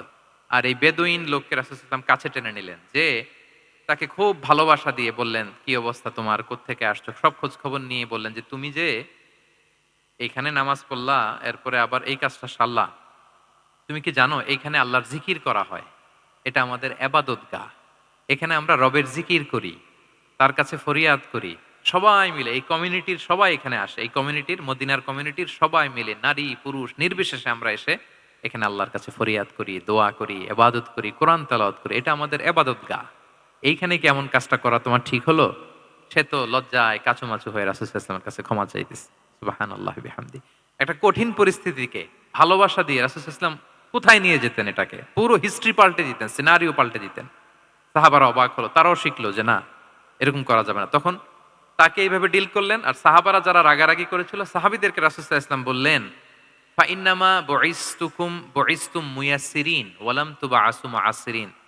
মনে রেখো তোমরা সহজপন্থী হয়ে প্রেরিত হয়েছো, তোমরা কঠিন কট্টরপন্থী হয়ে, জটিলপন্থী হয়ে প্রেরিত হও নাই। তোমরা কোনো কাজকে জটিলভাবে সমাধানের দিকে যেও না, সহজ করে সলভ করবা। সুবহানাল্লাহ, সুবহানাল্লাহ বিহামদি। তাহলে দেখেন, ভালোবাসা দিয়ে রাসূল সাল্লাল্লাহু আলাইহি ওয়াসাল্লাম ওই বেদুইনকে যেভাবে আদব শিক্ষা দিলেন, তার হৃদয় জয় করলেন, কঠোরতা দিয়ে পারা যেত? বলেন তো পারা যেত? পারা যেত না। তো ৬ নাম্বার দাওয়া মেথোডোলজি হচ্ছে দাওয়া should be full of love, full of love, full of well wishes. আপনি শুভকামনা, ভালোবাসা, এটা দিয়ে আপনি মানুষের হৃদয়ে যতটুকু জায়গা পাবেন, কঠোরতা দিয়ে পাবেন না। আরেকটা ছোট্ট উদাহরণ দেই। সুমামা ইবনে উসাল রাদিয়াল্লাহু তাআলা আনহু, উনি ইয়ামামার অধিপতি ছিলেন, অধিপতি। রাসূল সাল্লাল্লাহু আলাইহি ওয়াসাল্লামকে হত্যা করতে এসেছিলেন গোপনে। কি করতে? হত্যা করতে। কি করতে বলেন সবাই? হত্যা করার জন্য এসেছিলেন। কিন্তু দুর্ভাগ্যক্রমে হত্যা করতে এসে সে ধরা পড়ে গেছে সাহাবীদের হাতে, হত্যা করতে পারে নাই সুমামা ইবনে উসাল। তো সাহাবীরা তাকে ধরে মসজিদে নববীর পিলারের সাথে বেঁধে রাখলো, ইসলামকে ডাকলো। তারা বলল যে ইয়া রাসূলুল্লাহ, দেখেন ইয়ামামা থেকে আসছে সুমামা ইবনে উসাল আপনাকে হত্যা করবার জন্য, তাকে আমরা ধরে ফেলেছি। আমরা বেঁধে রেখেছি। তো রাসূল ইসলাম তার কাছে যেয়ে তার খোঁজ খবর নিলেন প্রথম দিন এবং তার সামনে যথারীতি তাওহীদ এবং রিসালার দাওয়াত দিলেন। ফিরে আসলেন। ফিরে এসে সাহাবাদেরকে বললেন, তোমাদের ঘরে ভালো রুটি আছে কার কাছে? রুটির কালেকশন, আটা পিষে রুটি বানাতে পারবে। একজন বলল আমি। বলল যে এটা সুমামাকে দিয়ে আস। তো দিয়ে আসলো। আরেকজন বলল ভালো তাজা খেজুর আছে কার কাছে? এক সাহাবী বললেন আমার কাছে। রাসূল ইসলাম বললেন যাও এটা সুমামাকে দিয়ে আস। দিয়ে আসলেন। এরপরের দিন রাসূল ইসলাম যে আবার ইসলামের সৌন্দর্য, হ্যাঁ? মাহাসিনু আহকামি শারিয়া, ইসলামী শারিয়ার যে বিউটি অফ ইসলাম এটা তুলে ধরলেন। ইসলামের যৌক্তিকতা তুলে ধরলেন। সে অবাক হতে লাগলো যে কিরে যুদ্ধবন্দীদের সাথে মোহাম্মদ সাল্লাল্লাহু আলাইহি ওয়াসাল্লাম এবং তার অনুসারীরা এরকম আচরণ করে? সে তো যুদ্ধবন্দী। এত সুন্দর আচরণ। তাকে আবার ইসলামের সুশীতল বাণীগুলোর প্রতি আহ্বান করে রাসূল ইসলাম বাড়িতে এসে এবার নিজের যে উট আছে, উটকে যে পালে সে রাখালকে বলল, তুমি উটের দুধ দহন করে তাকে কিছু দুধ দিয়ে আসো যাও। সুবহানাল্লাহ। আসছিল রাসূল সাল্লাল্লাহু আলাইহি ওয়াসাল্লামকে কি করতে? হত্যা করতে। তো তাকে উটের গরম দুধ দিয়ে আসা হলো। সে পেট ভরে খেলো। তৃতীয় দিন এবার রাসূল সাল্লাল্লাহু আলাইহি ওয়াসাল্লাম যে ইসলামের যে ভবিষ্যৎ, ইসলাম মানলে যে জান্নাতে থাকা যাবে এগুলো সব বললেন এবং তাকে আরো অনেক মেহমানদারি করলেন, আপ্যায়ন করলেন। ৩ দিন যখন রাসূল সাল্লাল্লাহু আলাইহি ওয়াসাল্লাম ইসলামকে তার সামনে এভাবে প্রেজেন্ট করলেন, আপ্যায়ন করলেন, ভালো আচরণ দেখালেন, সে অবাক হয়ে গেল। আল্লাহ তাআলা তার হৃদয়টাকে নূর দিয়ে আলোকিত করে দিলেন। ৩ দিন পর রাসূল সাল্লাল্লাহু আলাইহি ওয়াসাল্লাম সাহাবীদেরকে ডেকে বললেন, যাও সুমামা ইবনে উসালের হাত পা গুলো যে রশি দিয়ে বেঁধে রেখেছো ছেড়ে দাও, রশিগুলো খুলে দাও। সাহাবারা বলেন কি ইয়া রাসূলুল্লাহ, সে তো খুনি, সে সুযোগ পেলেই তো অ্যাসাসিনেট করতো, তার রশি হাতের রশি খুলে দিত আপনাকে মেরে ফেলবে। আল্লাহ রাসূল সাল্লাল্লাহু আলাইহি ওয়াসাল্লাম বললেন, না আমি যা জানি তোমরা সেটা জানো না, যেটা বলেছি তাই করো। মসজিদে নববীর পিলারের সাথে তাকে যে বেঁধে রেখেছো রশি খুলে দাও, হাত পা খুলে দাও। আল্লাহর হাবিব সাল্লাল্লাহু আলাইহি ওয়াসাল্লামের নির্দেশ মোতাবেক সাহাবারা ওনার হাত খুলে দিলেন, পা খুলে দিলেন। সুমামা ইবনে উসাল কারো সাথে কথা না বলে তার বাড়ি তো ইয়ামামা, সেখানেও ফিরে গেলেন না, অন্য কোনো শহরেও গেলেন না। তিনি মদিনা থেকে অনতি দূরে একটা খেজুরের বাগান আছে, ওখানে কুয়া আছে। উনি যে ওই কুয়ার পানি দিয়ে গোসল করলেন। গোসল করে পবিত্র হয়ে মসজিদে নববীতে রাসূল সাল্লাল্লাহু আলাইহি ওয়াসাল্লামের কাছে ফিরে আসলেন আর এসেই ঘোষণা দিলেন, আশহাদু আল্লা ইলাহা ইল্লাল্লাহ ওয়া আশহাদু আন্না মুহাম্মাদার রাসূলুল্লাহ। সুবহানাল্লাহ, সুবহানাল্লাহ। তিনি বললেন যে আমি সাক্ষ্য দিচ্ছি আল্লাহ ছাড়া কোনো ইলাহ নেই, আরো সাক্ষ্য দিচ্ছি যে মুহাম্মদ আপনি আল্লাহর প্রেরিত বান্দা এবং রাসূল। সুবহানাল্লাহ পড়বেন না সবাই? এবার তিনি বললেন, মুহাম্মদ আপনার চেহারার চাইতে অপছন্দের চেহারা পৃথিবীতে আর দ্বিতীয়টা আমার কাছে ছিল না, কিন্তু আজকের পর থেকে আপনার চেয়ে প্রিয় চেহারা, আপনার চেহারার চেয়ে প্রিয় কোনো চেহারা আমার কাছে আর নাই।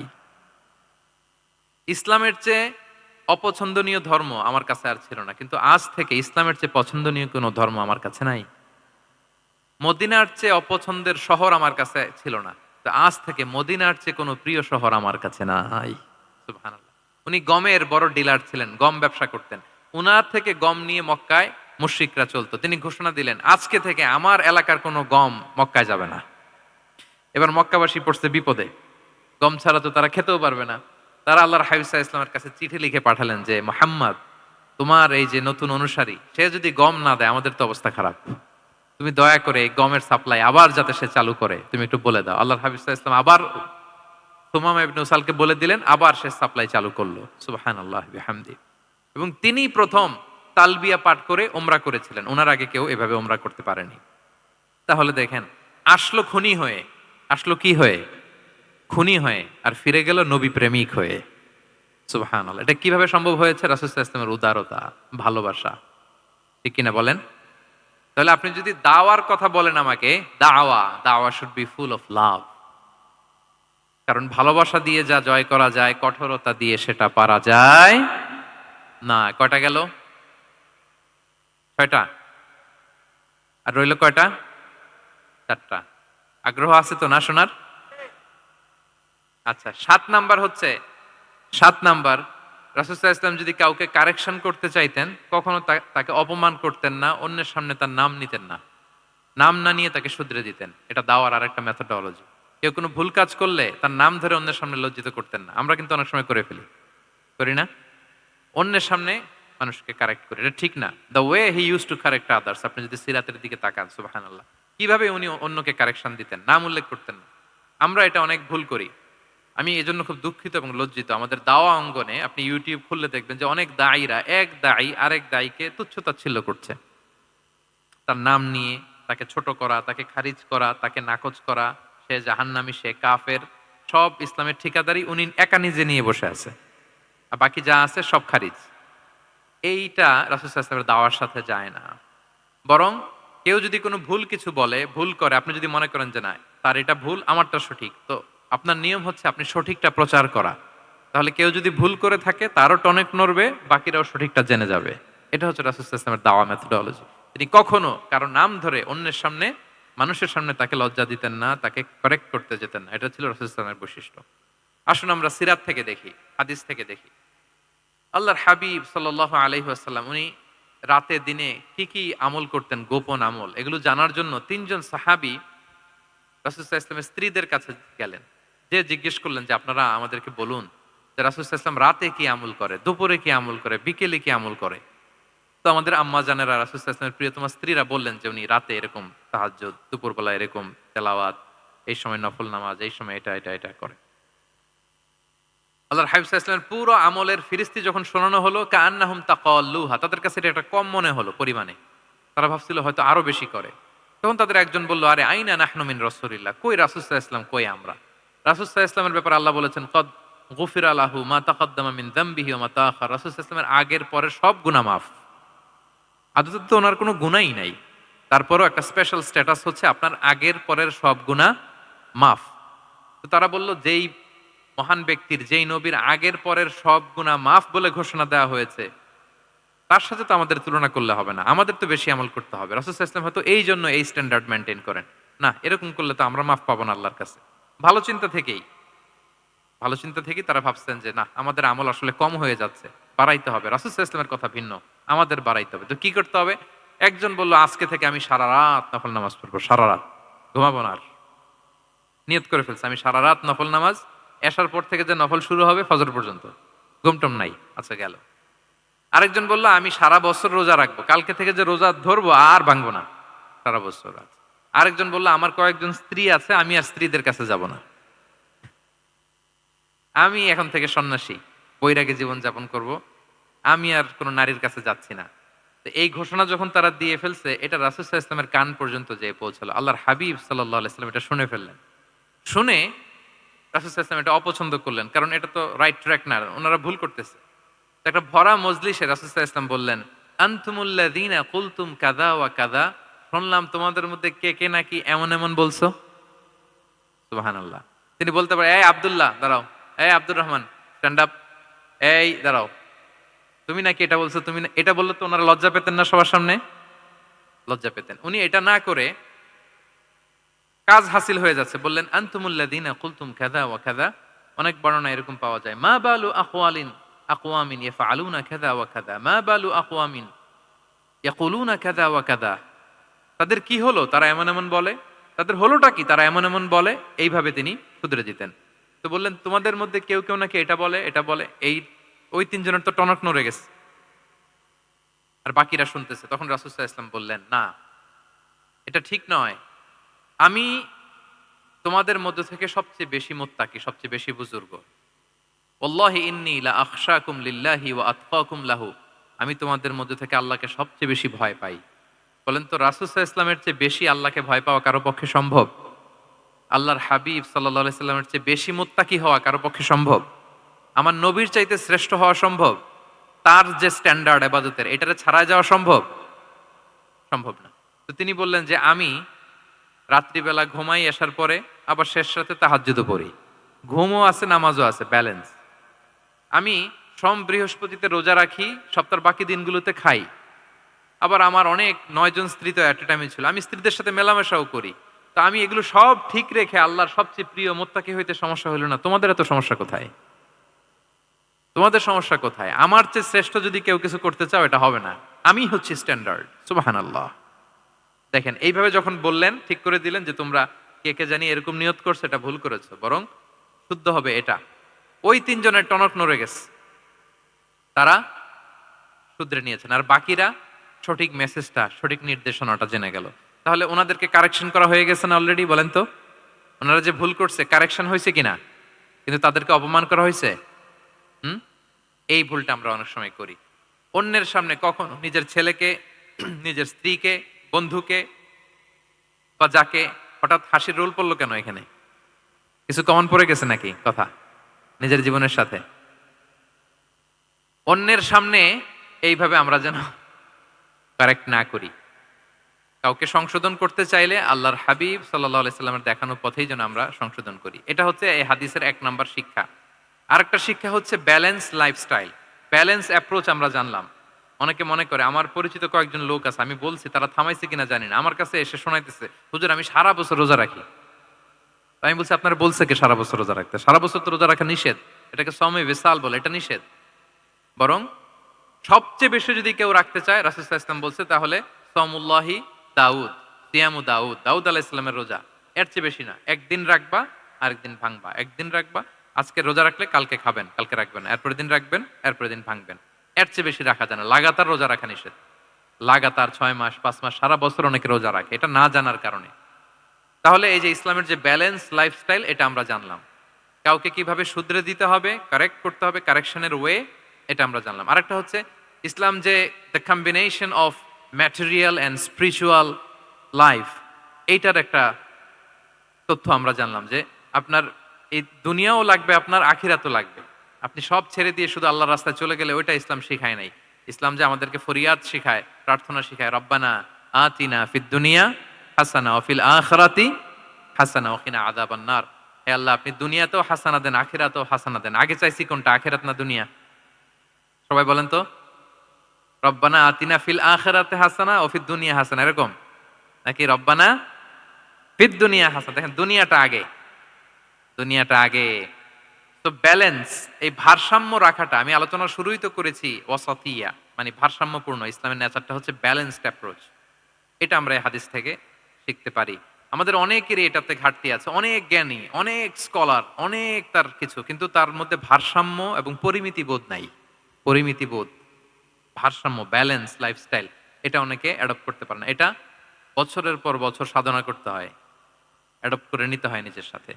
তাহলে ৭ নাম্বার হচ্ছে কাউকে শুধরে দিতে চাইলে আপনি কিভাবে শুধরে দিবেন এটা আমরা জানলাম। তাকে সবার সামনে লজ্জা দিয়ে শুধরে দেওয়া যাবে? তাহলে কৌশলে তাকে শুধরে দিতে হবে। পারা যাবে তো ইনশাআল্লাহ? কয়টা গেল? ৮ নাম্বার। ৮ নাম্বার হচ্ছে এটা দায়ীদের জন্য অনেক বড় রিমাইন্ডার। সেটা হচ্ছে আমরা যে দাওয়া দেই এটা খেয়াল রাখতে হবে। আমি যা বলি ওটা সবার আগে এপ্লাই করতে হবে নিজের মধ্যে। আমরা অনেক সময় এটা করে ফেলি যে ভালো একটা হাদিস শুনলে, কোরআনের আয়াত শুনলে, একটা কিছু শুনলে মনে করি যে এগুলো এই সবার জন্য, মানে এটা বাদ, এখান থেকে শুরু, লাইনটা এখান থেকে শুরু, এইখান থেকে যারা আছে এই সবাই এগুলো পালন করবে, আমি এটার বাইরে। দেখবেন যার সাথেই কথা বলেন তার কোনো সমস্যা, তার দোষ, তার কিভাবে সেলফ ডেভেলপমেন্ট, আত্মোন্নয়ন, আত্মশুদ্ধি, শুদ্ধাচার এগুলো নিয়ে কথা নাই। খালি বলেই যে কি সমস্যা রে ভাই সমাজে, জানেন শেষ হয়ে গেল দেশটা। তারপর রাজনীতিতে সমস্যা, সমাজে সমস্যা, হুজুরদের মধ্যে সমস্যা, ওদের মধ্যে সমস্যা, শুধু সমস্যা, মানে উনি সব জায়গায় সমস্যা দেখতে পায়। কিন্তু বেসিকলি আপনি যখন সমস্যা নিয়ে কথা বলবেন সবার আগে খেয়াল করতে হবে যে ওই সমস্যায় আমি আক্রান্ত কিনা। আমরা কেন যেন অন্যকে কাঠগড়ায় দাঁড় করাতে বেশি পছন্দ করি, কিন্তু নিয়ম হচ্ছে নিজেকে বারবার কাঠগড়ায় দাঁড় করানো, যে আমি ঠিক করতেছি কিনা, আসলে আমার মধ্যে শুদ্ধাচার আছে কিনা, আমার লেনদেন ঠিক আছে কিনা, আমি আমার মধ্যে সততা আছে কিনা, do I live a decent life, আমি যা বলি আমি তা করি কিনা। এটা অনেক সময় আমরা ভুলে যাই। আমরা যা বলি সেটার জন্য আগে আমরা নিজে আমল করতে পারি। আল্লাহ তৌফিক দান করুক। আল্লাহ তাআলা বলছেন, ইয়া আইয়ুহাল্লাযীনা আমানু লিমা তাকুলুনা মা লা তাফআলুন। কেন তুমি সেটা বলো যেটা তুমি করো না? কেন সেটা বলো? তো আমরা যদি দাওয়া কাজ করতে চাই, আমি যে দাওয়াটা দিব বা নাসিহাত দিব বা বার্তাটা রাখবো, সবার আগে যেন এটা নিজের দিকে, ওই তীর তীর যেন নিজের দিকে থাকে, যে না এটা আগে তোমার জন্য, আগে তুমি পালন করো, পাশাপাশি এটা সবার জন্য। এটা যেন আমরা করি। আল্লাহর হাবিব সাল্লাল্লাহু আলাইহি ইসলামের জীবনে যদি আমরা দেখি তাহলে দেখবো উনি যা বলতেন ওইটা নিজে আগে বেশি করতেন। আল্লাহু আকবার। উনি ইবাদতের কথা বলতেন, আল্লাহর সামনে নিজেকে সঁপে দেওয়ার কথা বলতেন। আর নিজেকে কিভাবে সঁপে দিতেন দেখেন, তিনি যখন দোয়া করতেন নিজেকে ছোট করতে করতে তিনি আল্লাহরে বলতেন, আল্লাহ আল্লাহুম্মা ইন্নী আবদুক ওয়া ইবনু আবদিক ওয়া ইবনু আমাতিক নাসিয়াতি বিয়াদিক। হে আল্লাহ আমি আপনার দাস, আল্লাহ আমি দাসের ঘরের দাস, দাসীর ঘরের দাস। মানে আমার পিতা আব্দুল্লাহ আপনার দাস, আমার মা আমিনা আপনার দাসী, তো আমরা সবাই আপনার গোলাম। গোলাম, গোলামের ঘরের গোলাম। এর চেয়ে তুচ্ছ, ছোট, নগণ্য করে কি আর আল্লাহর সামনে নিজেকে পেশ করা যায় বলেন? এরপর তিনি বলতেন, নাসিয়াতি বিয়াদিক, আল্লাহ আমার মাথার চুলের ঝুঁটি আপনার হাতের মুঠোয়। মাথার চুলের ঝুঁটি হাতের মুঠোয় মানে কি? আপনি ডানে টান দিলে আমি ডানে যেতে বাধ্য, আপনি বাঁয়ে টান দিলে মানে আমার আর কিছু নেই, আল্লাহ সব সঁপে দিলাম আপনার কাছে। কিভাবে নিজেকে তিনি সঁপে দিতেন? তাহাজ্জুদের সালাতে যখন রাতে দাঁড়াতেন, আম্মাজান আয়েশা রাদিয়াল্লাহু তাআলা আনহা বলেন, দাঁড়িয়ে থাকতে থাকতে পা দুইটা ফুলে যেত এরকম, হাত্তা তাতাফাত্তারা কদামা। খুব কষ্ট হতো আল্লাহ রাসূল সাল্লাল্লাহু আলাইহি ওয়াসাল্লামের। আম্মাজান আয়েশা বলতেন, ইয়া রাসূলুল্লাহ ক্বাদ গুফিরা লাকা মা তাকদ্দামা মিন যামবিকা ওয়া মা তাআখার। আল্লাহ তো বলেছেন আপনার সব গুনাহ মাফ। গুনাই তো নাই, তাও ঘোষণা সব গুনাহ মাফ। এত কষ্ট নিজের দেহের উপর নিজে কেন দেন? আল্লাহর হাবিব সাল্লাল্লাহু আলাইহি ওয়াসাল্লাম বলতেন, আফালা উহিব্বু আন আকুনা আবদান শাকুরা। হ্যাঁ আয়েশা, এটা ঠিক আল্লাহ আমাকে মর্যাদা দিয়েছেন, কিন্তু আমি কি শুকরগুজার বান্দা হতে চাইবো না? আল্লাহর নেয়ামতে যে আমি ভেসে বেড়াই, আল্লাহর নেয়ামতে যে আমি বেঁচে আছি, আল্লাহর অনুগ্রহের কারণে যে আমার এত সম্মান, সে আল্লাহর প্রতি আমি কি নিজেকে পেশ করব না? আফালা উহিব্বু আন আকুনা আবদান আমি কি শুকরগুজার হব না? আমার রোলটা তো আমাকে প্লে করতে হবে, আমাকে তো উজাড় করে আমার রবের সামনে আমাকে উপস্থাপন করতে হবে। দেখেন, শুধু বলতেন না, করে দেখাতেন। রাতের সালাতে যখন কিয়ামুল লাইল করতেন, কাঁদতে কাঁদতে দাড়ি ভিজে যেত, কাঁদতে কাঁদতে হাত্তা বাল্লাল আরদা হাত্তা বাল্লা লিহিয়াতাহু হাত্তা বাল্লা হাজারাহু, কাঁদতে কাঁদতে জুব্বা ভিজে যেত। সিজদায় পরে যখন থাকতেন, কাঁদতে কাঁদতে জমিন ভিজিয়ে ফেলতেন আল্লাহর হাবিব সাল্লাল্লাহু আলাইহি ওয়াসাল্লাম। এভাবে নিজেকে আল্লাহ তাআলার সামনে পেশ করতেন। তো আমরা যারা দাওয়া অঙ্গনে কাজ করি, এটা খুব পিচ্ছিল পথ, এটা খুবই পিচ্ছিল। আমাদের খেয়াল রাখতে হবে যে আমি যা বলি এটা আমি করি কিনা। এটা দায়ীদের জন্য চ্যালেঞ্জিং। সে নিজে একটা ডিসেন্ট লাইফ লিড করা, তার নিজের মধ্যে সততা থাকা, নৈতিকতা থাকা, মোরালিটি, এথিক্স, ভ্যালিউজ নিয়ে যে আমরা বলি, ওই ভ্যালিউজের প্র্যাকটিস যেন আমাদের মধ্যে থাকে। আল্লাহ তাআলা আমাদেরকে তৌফিক দান করুক, আমরা পড়ি আমিন। ৯ নম্বরে হচ্ছে কনসিডারেট হওয়া। রাসূল সাল্লাল্লাহু আলাইহি ওয়াসাল্লাম খুবই কনসিডারেট ছিলেন। এটা খুব গুরুত্বপূর্ণ, খেয়াল করে শুনুন। কনসিডারেট মানে খুব উচ্চ বিবেকবোধ সম্পন্ন ব্যক্তিত্ব, খুব বিবেকবোধ সম্পন্ন। আমাদের অনেকের মধ্যে এটা, আমাদের অনেকের সেন্স কাজ করে না। আল্লাহর হাবিব সাল্লাল্লাহু আলাইহি ওয়াসাল্লাম he was a man of 6 senses. 6টা সেন্স ওনার কাজ করতো। সুবহানাল্লাহ, সুবহানাল্লাহ। কথা বলতেছেন, ওদিকে কি হচ্ছে, ওদিকে সব একসাথে এট এ গ্ল্যান্সে তিনি মেইনটেইন করতেন। সুবহানাল্লাহ বিহামদি। তো এই উচ্চ বিবেকবোধ সম্পন্ন হইতে হবে দায়ীদের। রাসূল সাল্লাল্লাহু আলাইহি ওয়াসাল্লাম একবার নামাজ পড়াচ্ছেন, পিছনে বাচ্চার কান্নার আওয়াজ, নামাজ ছোট করে দিয়েছেন। একেবারে ছোট, শর্ট শর্ট করে সিজদা, রুকু, মানে যতটুকু না হলেই না, অতটুকু করে নামাজ শেষ। জিজ্ঞেস করা হলো কেন? বললেন যে আমি দেখলাম একটা ছোট বাচ্চা কাঁদছে, এই বাচ্চার মায়ের বোধহয় খুব কষ্ট হয়ে যাচ্ছে পেছনে। বাচ্চাটাকে সামলাতে মহিলাদের প্রেয়ার হলে মাটার বোধহয় খুব কষ্ট হচ্ছে, এজন্য আমি নামাজটা একটু শর্ট করে দিয়েছি। সুবহানাল্লাহ। আমরা নামাজে দাঁড়ালে দিন দুনিয়ার হুঁশ নাই, কি হচ্ছে না হচ্ছে না, আপনার সব খেয়াল রাখতে হবে। কি হচ্ছে, you are a leader, you are a দাঈ, আপনাকে এটা খেয়াল রাখতে হবে। রাসূল সাল্লাল্লাহু আলাইহি ওয়াসাল্লাম এরকম উচ্চ বিবেকবোধ সম্পন্ন লোক ছিলেন। মুআয ইবনে জাবালকে এক জায়গার মদিনার পাশেই ইমাম করে পাঠালেন, ইমাম। তো ওই এলাকার মুসল্লিরা ছিলেন শ্রমজীবী। কি জীবী? শ্রমজীবী। ওনারা উট দিয়ে পানি নিয়ে খেজুর গাছে পানি সেচ দিত, তারা খুব কষ্ট করে সারাদিন। তো উনি মাগরিবের নামাজে একদিন নামাজ শুরু করলেন, আল্লাহু আকবার বলে সূরা ফাতিহার পরে উনি সূরা বাকারা শুরু করলেন। কোন সূরা? কোরআনের সবচাইতে ছোট সূরা নাকি? হ্যাঁ, আয়াত কত? সবচাইতে বড় সূরা। তো উনি হয়তো একটা খুব মানে চিল মুডে আছেন, একটা খুব ভালো মুডে আছেন, এবাদতের একটা মুডে আছেন। উনার আবেগ থেকে উনি হয়তো সূরা বাকারা শুরু করে দিয়েছেন, তেলাওয়াত করে করে মজা পাচ্ছেন, করতেছেন। কিন্তু পিছনে মুসল্লিরা হচ্ছে শ্রমজীবী, সারাদিন খেতে খামারে খেজুর বাগানে কাজ করে ওনারা নামাজ পড়তেছেন। একদল তো নামাজ ছেড়ে দিছে, ছেড়ে দিয়ে নিজেরা নামাজ পড়ে আল্লাহর হাবিব সাল্লাল্লাহু আলাইহি ওয়াসাল্লামের কাছে যে বিচার দিলেন যে ইয়া রাসূলুল্লাহ, দেখেন এমন একজনকে ইমাম হিসেবে পাঠালেন, উনি মাগরিবের নামাজ শুরু করছে সূরা বাকারা দিয়ে। আমরা হচ্ছে শ্রমজীবী মানুষ, আমরা কি পারি এত সময় দাঁড়িয়ে থাকতে? রাসূল সাল্লাল্লাহু আলাইহি ওয়াসাল্লাম খুব রেগে গেলেন, খুব। মুআয ইবনে জাবাল রাদিয়াল্লাহু তাআলা আনহুকে ডেকে পাঠালেন। ডেকে কি শব্দ ইউজ করছে জানেন? উনি বললেন, আফাত্তানুন আনতা ইয়া মুআয। ফাত্তান মানে ফিতনাবাজ। হে মুআয, তুমি কি সমাজে ফিতনা ছড়াচ্ছ? তোমাকে পাঠালাম সেখানকার ইউনিটি ধরে রাখতে, ইমাম হয়ে নামাজ পড়াবা, তালিম দিবা। আফাত্তান আনতা ইয়া মুআয, তুমি ফিতনা ছড়াচ্ছ? তুমি কেন সাব্বিহ ইসমা রাব্বিকাল আলা তোমার মুখস্থ নাই? ওয়াশ-শামসি ওয়া দুহাহা মুখস্থ নাই? হাদিসে দুইটা সূরার কথা, যে এই সাইজের সূরাগুলো পারো না তুমি, এগুলো দিয়ে নামাজ পড়াবা যাতে ওদের কষ্ট না হয়। ওরা তো শ্রমজীবী সাহাবী, ওদের দিকে তো তোমার খেয়াল রাখতে হবে, কনসিডারেট হতে হবে। সুবহানাল্লাহ বিহামদি। দেখেন রাসূল সাল্লাল্লাহু আলাইহি ওয়াসাল্লাম ইমামকে এনে শাসন করলেন, বুঝিয়ে বললেন যে না, তোমাকে ছোট ছোট সূরায় নামাজ পড়াতে হবে যাতে করে কষ্ট না হয়। এবং রাসূল সাল্লাল্লাহু আলাইহি ওয়াসাল্লাম কাউকে কোনো দায়িত্ব দিয়ে কাজে পাঠালে ওনার বিখ্যাত একটা বাণী তিনি বলে দিতেন। আমার ভেরিফাইড যে ফেসবুক পেজের কভার ফটোতে দেখবেন এই হাদিসটা দেয়া। সেটা হচ্ছে তিনি কাউকে কোনো দায়িত্ব দিয়ে পাঠালে তিনি বলতেন, "বাশশিরু ওয়ালা তুনাফফিরু, ইয়াসসিরু ওয়ালা তুআসসিরু।" মানে মানে তোমরা মানুষকে সুসংবাদ দিও। মানুষকে দিন থেকে ভাগিও না। দিনকে সহজ করে উপস্থাপন করো। দিনকে জটিল করে মানুষের সামনে উপস্থাপন করো না। আমরা এটা ভুল করি। এত কঠিনভাবে উপস্থাপন করি। ভাবে যে কঠিন করে উপস্থাপন করতে পারলেই বোধহয় ওনার ক্রেডিট। এরকম একটা মানসিকতা অনেকের আছে। কোন মুফতি যদি এমন কোন ফতোয়া দেয় যেটা সমাজের অধিকাংশ মুসলিম চেষ্টা করেও মানতে পারতেছে না, কঠিন হয়ে যাচ্ছে, তার মানে something is missing in the ফতোয়া, something is missing in the legal opinion, and the মুফতি should revise the issue again and again. তাকে আরো মুফতিদের সাথে রিভাইজ করতে হবে, আরো কিভাবে জীবন ঘনিষ্ঠ করে মাসালাটা দেয়া যায় তাকে এটা ভাবতে হবে। কারণ আল্লাহ দিনের মধ্যে জটিলতা রাখেননি, কাঠিন্যতা রাখেননি। আমরা দিনকে কঠিনভাবে মানুষের কাছে উপস্থাপন করি, মানুষকে ভয় দেখাই, আমরা হতাশ করি, দিন থেকে ভাগাই। রাসূল সাল্লাল্লাহু আলাইহি ওয়াসাল্লাম বলেছেন, খবরদার দিন থেকে ভাগিও না, সহজ করে মানুষের কাছে উপস্থাপন করো, দিনকে জটিল করে মানুষের কাছে উপস্থাপন করবে না। তো তাহলে কনসিডারেট ছিলেন রাসূল সাল্লাল্লাহু আলাইহি ওয়াসাল্লাম, খুব উচ্চ বিবেক বোধ সম্পন্ন ব্যক্তি ছিলেন। একবার মাগরিবের সালাতে অথবা এশার সালাতে হাদিসে এসেছে যে ইহদা সলাতাইল ইশা, মানে মাগরিব অথবা এশায় হাসান হুসাইন রাদিয়াল্লাহু তাআলা আনহুমাকে নিয়ে তিনি নামাজে গেলেন। নামাজের এক পর্যায়ে সেজদারত অবস্থায় ওনার নাতি হাসান রাদিয়াল্লাহু তাআলা আনহু ওনার কাঁধের উপরে চেপে বসলেন, দীর্ঘ সেজদা দিলেন।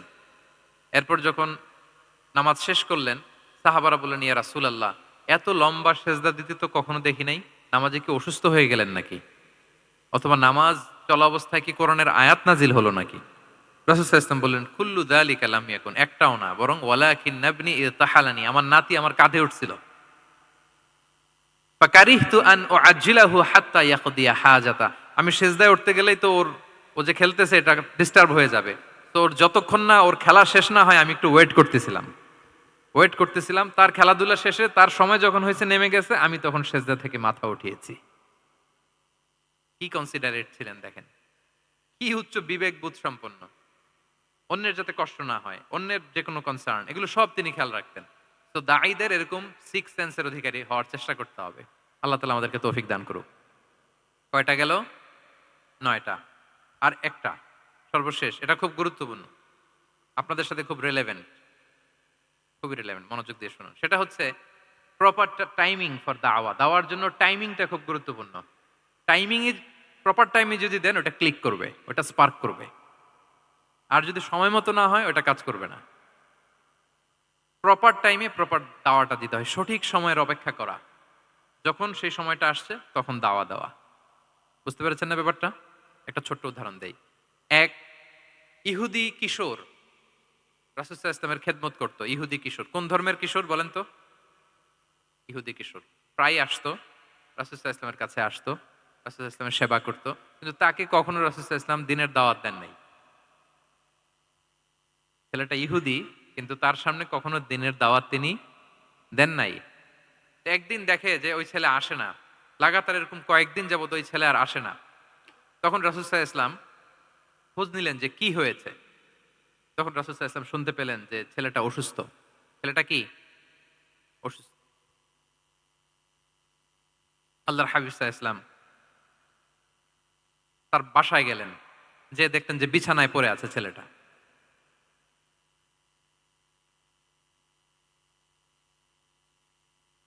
দেখলেন যে ইহুদি ছেলেটা বিছানায় পড়ে কাতরাচ্ছে, পাশে ছেলেটার বাবা। রাসূল সাল্লাল্লাহু আলাইহি ওয়াসাল্লাম তার মাথায় হাত বুলিয়ে দিলেন, তার খোঁজ খবর নিলেন।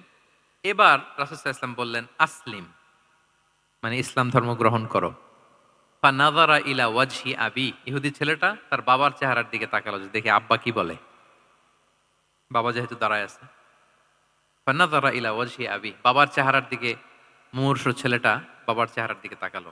তো বাবা বলল, আতি আবুল কাসিম, মানে আবুল কাসিম যা বলে তাই শোনো। রাসূল সাল্লাল্লাহু আলাইহি ওয়াসাল্লামের বড় ছেলের নাম ছিল কাসিম, ফলে ওনাকে আবুল কাসিম বলে মদিনাতে ডাকা হতো। আমাদেরও তো বড় ছেলে বা বড় মেয়ের নাম ধরে ডাকে না? ধরেন যে আপনার বড় ছেলের নাম আব্দুল্লাহ, তো আপনারা বলে আব্দুল্লাহর বাবা। রাসূল সাল্লাল্লাহু আলাইহি ওয়াসাল্লামকে মদিনায় বলা হতো কাসিমের বাবা। তো ছেলেটা যখন বাবার চেহারার দিকে তাকালো, বাবা বলল, আতি আবুল কাসিম, তুমি আবুল কাসিমের অনুসরণ করো, যা বলে তাই শোনো। ছেলেটা তখন পড়তে আরম্ভ করলো আশহাদু আল্লাহ ইলাহা ইল্লাল্লাহ ওয়া আশহাদু আন্না মুহাম্মাদুর রাসূলুল্লাহ, মানে মুসলিম হয়ে গেল। রাসূল সাল্লাল্লাহু আলাইহি ওয়াসাল্লাম ইহুদীদের ঘর থেকে বের হয়ে আসলেন আর বললেন আলহামদুলিল্লাহিল্লাযী আনকাযাহু মিনান নার। বুখারীর বর্ণনা। প্রশংসা সে আল্লাহর, যে আল্লাহ এই ছেলেটিকে জাহান্নাম থেকে মুক্তি দিয়ে জান্নাতি বানিয়ে নিল। দেখেন, রাসূল সাল্লাল্লাহু আলাইহি ওয়াসাল্লাম একটা প্রপার টাইমিং এর অপেক্ষা করতেছিলেন। এতদিন রাসূল সাল্লাল্লাহু আলাইহি ওয়াসাল্লামের ঘরে যে ইহুদি কিশোর খেদমত করে, কাজ করে দিয়ে আসে, একদিনও দাওয়াত দেয় না। রাসূল সাল্লাল্লাহু আলাইহি ওয়াসাল্লাম একটা ভালো সময় খুঁজতেছিলেন। শুরুতেই যদি দাওয়াত দেয়, ওই ছেলে আশাই বন্ধ করবে। ভাববে খাইছে, আমারে তো ধর্মান্তরিত করতে চায়। ঠিক কিনা বলেন? যে আমার একটা ফেইথ আছে, সে তো আমার ফেইথ কেড়ে নিতে চায়। বা তার বাবাও ভয় পাবে। রাসূল সাল্লাল্লাহু আলাইহি ওয়াসাল্লাম যখন অনেকদিন তার সাথে মিশলেন, রাসূল সাল্লাল্লাহু আলাইহি ওয়াসাল্লামের ব্যক্তিত্ব, রাসূল সাল্লাল্লাহু আলাইহি ওয়াসাল্লামের কথাবার্তা, আচরণ, মানসিকতা সব দেখে যখন এই ইহুদি ছেলে, তার বাবা ইমপ্রেসড, এবং ছেলেটা শুয়ে আছে বিছানায় মুমূর্ষ, এই প্রপার একটা টাইমিং এর অপেক্ষায় রাসূল সাল্লাল্লাহু আলাইহি ওয়াসাল্লাম ছিলেন। যখনই সেই সময়টা এসেছে, রাসূল সাল্লাল্লাহু আলাইহি ওয়াসাল্লাম দাওয়াত দিলেন, মুহূর্তের মধ্যে ক্লিক। আল্লাহু আকবার। এই প্রপার টাইমিং এর অপেক্ষা আমাদেরকে করতে হবে। এই সুযোগটা কিন্তু আপনাদের আছে। আমি শুরুতেই বলেছি যে ডক্টরস যারা, তাদের কাছে মানুষ কখন আসে? সুদিনকালে না দুর্দিনকালে? বলেন, তার বিপদ এর চেয়ে বড় বিপদ নাই। ক্যান্সার নিয়ে আসছে, ডায়াবেটিক্স নিয়ে আসছে, অসুস্থ, অসহায়, মানে ভাবখানা এমন, আপনি ছাড়া তার আর কোনো গতি নাই। ঠিক কিনা বলেন? এই প্রপার টাইমে যখন আপনি মনে করবেন যে now it's high time to give দাওয়া, জাস্ট ডু ইট। যখন মনে করবেন যে না, এখন একটা সুন্দর সময়, এখন বললে এটা কাজে দিবে, ওই সময়টাকে আপনি কাজে লাগান। তাহলে দাওয়া মেথোডোলজি সর্বশেষ পয়েন্ট হচ্ছে প্রপার টাইমিং ফর দাওয়া। যখন দাওয়া দিলে কাজে লাগবে, ঠিক তখন দিতে হবে। কি পারা যাবে তো ইনশাআল্লাহ? আল্লাহ তাআলা আমাদের সবাইকে তৌফিক দান করুক। তাহলে প্রিয় ভাইয়েরা, আমি একটু রিভাইজ করি আপনাদের সাথে কি কি নিয়ে কথা বললাম। প্রথমে আমরা বলেছি যে আমাদের মধ্যমপন্থী হইতে হবে। বাড়াবাড়িও করা যাবে না, ছাড়াছাড়িও করা যাবে না। আমরা কোথায় থাকবো? মাঝামাঝি, মাঝামাঝি। এরপরে আমরা বললাম ওরাল দাওয়ার চেয়ে প্র্যাকটিক্যাল দাওয়া, লিভিং দায়ী হইতে পারলে ওইটার ইফেক্ট অনেক বেশি। এরপর আমরা আল্লাহর হাবিব সাল্লাল্লাহু আলাইহি ওয়াসাল্লামের সিরা এবং সুন্নাহ থেকে 10টা মেথোডোলজি, দাওয়া মেথোডোলজি আলোচনা করেছি। তার প্রথমটা ছিল ভেরি সফট এন্ড মাইল্ড। দাওয়া ল্যাঙ্গুয়েজটা সফট এন্ড মাইল্ড হতে হবে। 2 নাম্বার, কোশ্চেন থ্রো করতে হবে অ্যাটেনশন ড্র করার জন্য। 3 নাম্বারে visual explanation to make the দাওয়া মোর ইফেক্টিভ এন্ড প্রোডাক্টিভ। তারপরে 4 নাম্বার, গ্রাজুয়ালিটি, ধীরে ধীরে, ধাপে ধাপে, একবারে সব চাপিয়ে দেওয়া যাবে না। 5 নাম্বারে ইমোশনাল ইন্টেলিজেন্স ইউজ করতে হবে। 6 নাম্বারে ফুল অফ লাভ, দাওয়া should be full of love. 7 নাম্বারে কাউকে শুধরে দিতে চাইলে লজ্জা দিয়ে অন্যের সামনে শুধরে দিতে দেয়া যাবে না। রাসূল সাল্লাল্লাহু আলাইহি ওয়াসাল্লাম যেভাবে শিখিয়েছেন ওইভাবে কারেক্ট করতে হবে। 8 নাম্বারে দাওয়া should be applied in yourself, আগে নিজের মধ্যে। 9 নাম্বারে কনসিডারেট হইতে হবে, উচ্চ বিবেকবোধ সম্পন্ন। আচ্ছা, 10 নাম্বারে প্রপার টাইমিং, ঝোপ্প যে কোপ, বাংলা একটা কথা বলে না, কি বলে? ঝোপ্প যে, তার মানে সময় মতো, সময়ের এক ফোর, অসময়ের সময় মতো। যখন আপনি মনে করবেন it's high time to give দাওয়া, ডু ইট, এটা করেন। এইভাবে আল্লাহ রাসূল সাল্লাল্লাহু আলাইহি সাল্লামের দাওয়া মেথোডোলজি ফলো করে যদি আমরা দাওয়া কাজ করি, দাওয়াটা প্রোডাক্টিভ হবে এবং খুব ইফেক্টিভ হবে। আশা করি আল্লাহর হাবিব সাল্লাল্লাহু আলাইহি ইসলামের এই যে দাওয়া মেথোডোলজি, এবং এটা কিভাবে আমাদের সাথে রেলেভেন্ট হতে পারে, কিভাবে এটাকে আমরা ইফেক্টিভ করতে পারি, আর প্রোডাক্টিভ করতে পারি, এ ব্যাপারে আপনারা একটা মোটামুটি ধারণা পেয়েছেন। কি বলেন? ধারণা পেয়েছেন তো? এগুলো অ্যাপ্লাই করবেন তো সময় মতো ইনশাআল্লাহ। আল্লাহ তাআলা আমাদের সবাইকে কথাগুলো বুঝার ও আমল করার তৌফিক দান করুক। আমি আবারও মেডিকেল দাওয়া সোসাইটিকে ধন্যবাদ জানাই।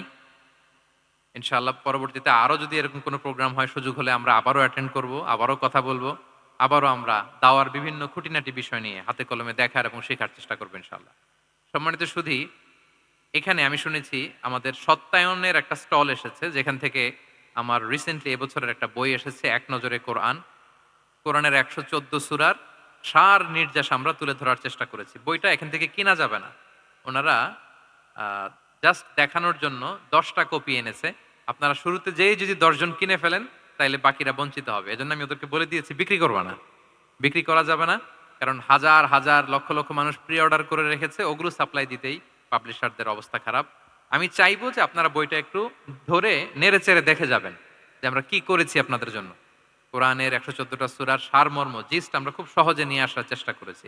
আশা করি পরবর্তীতে যদি কালেক্ট করেন আপনারা উপকৃত হবেন ইনশাআল্লাহ।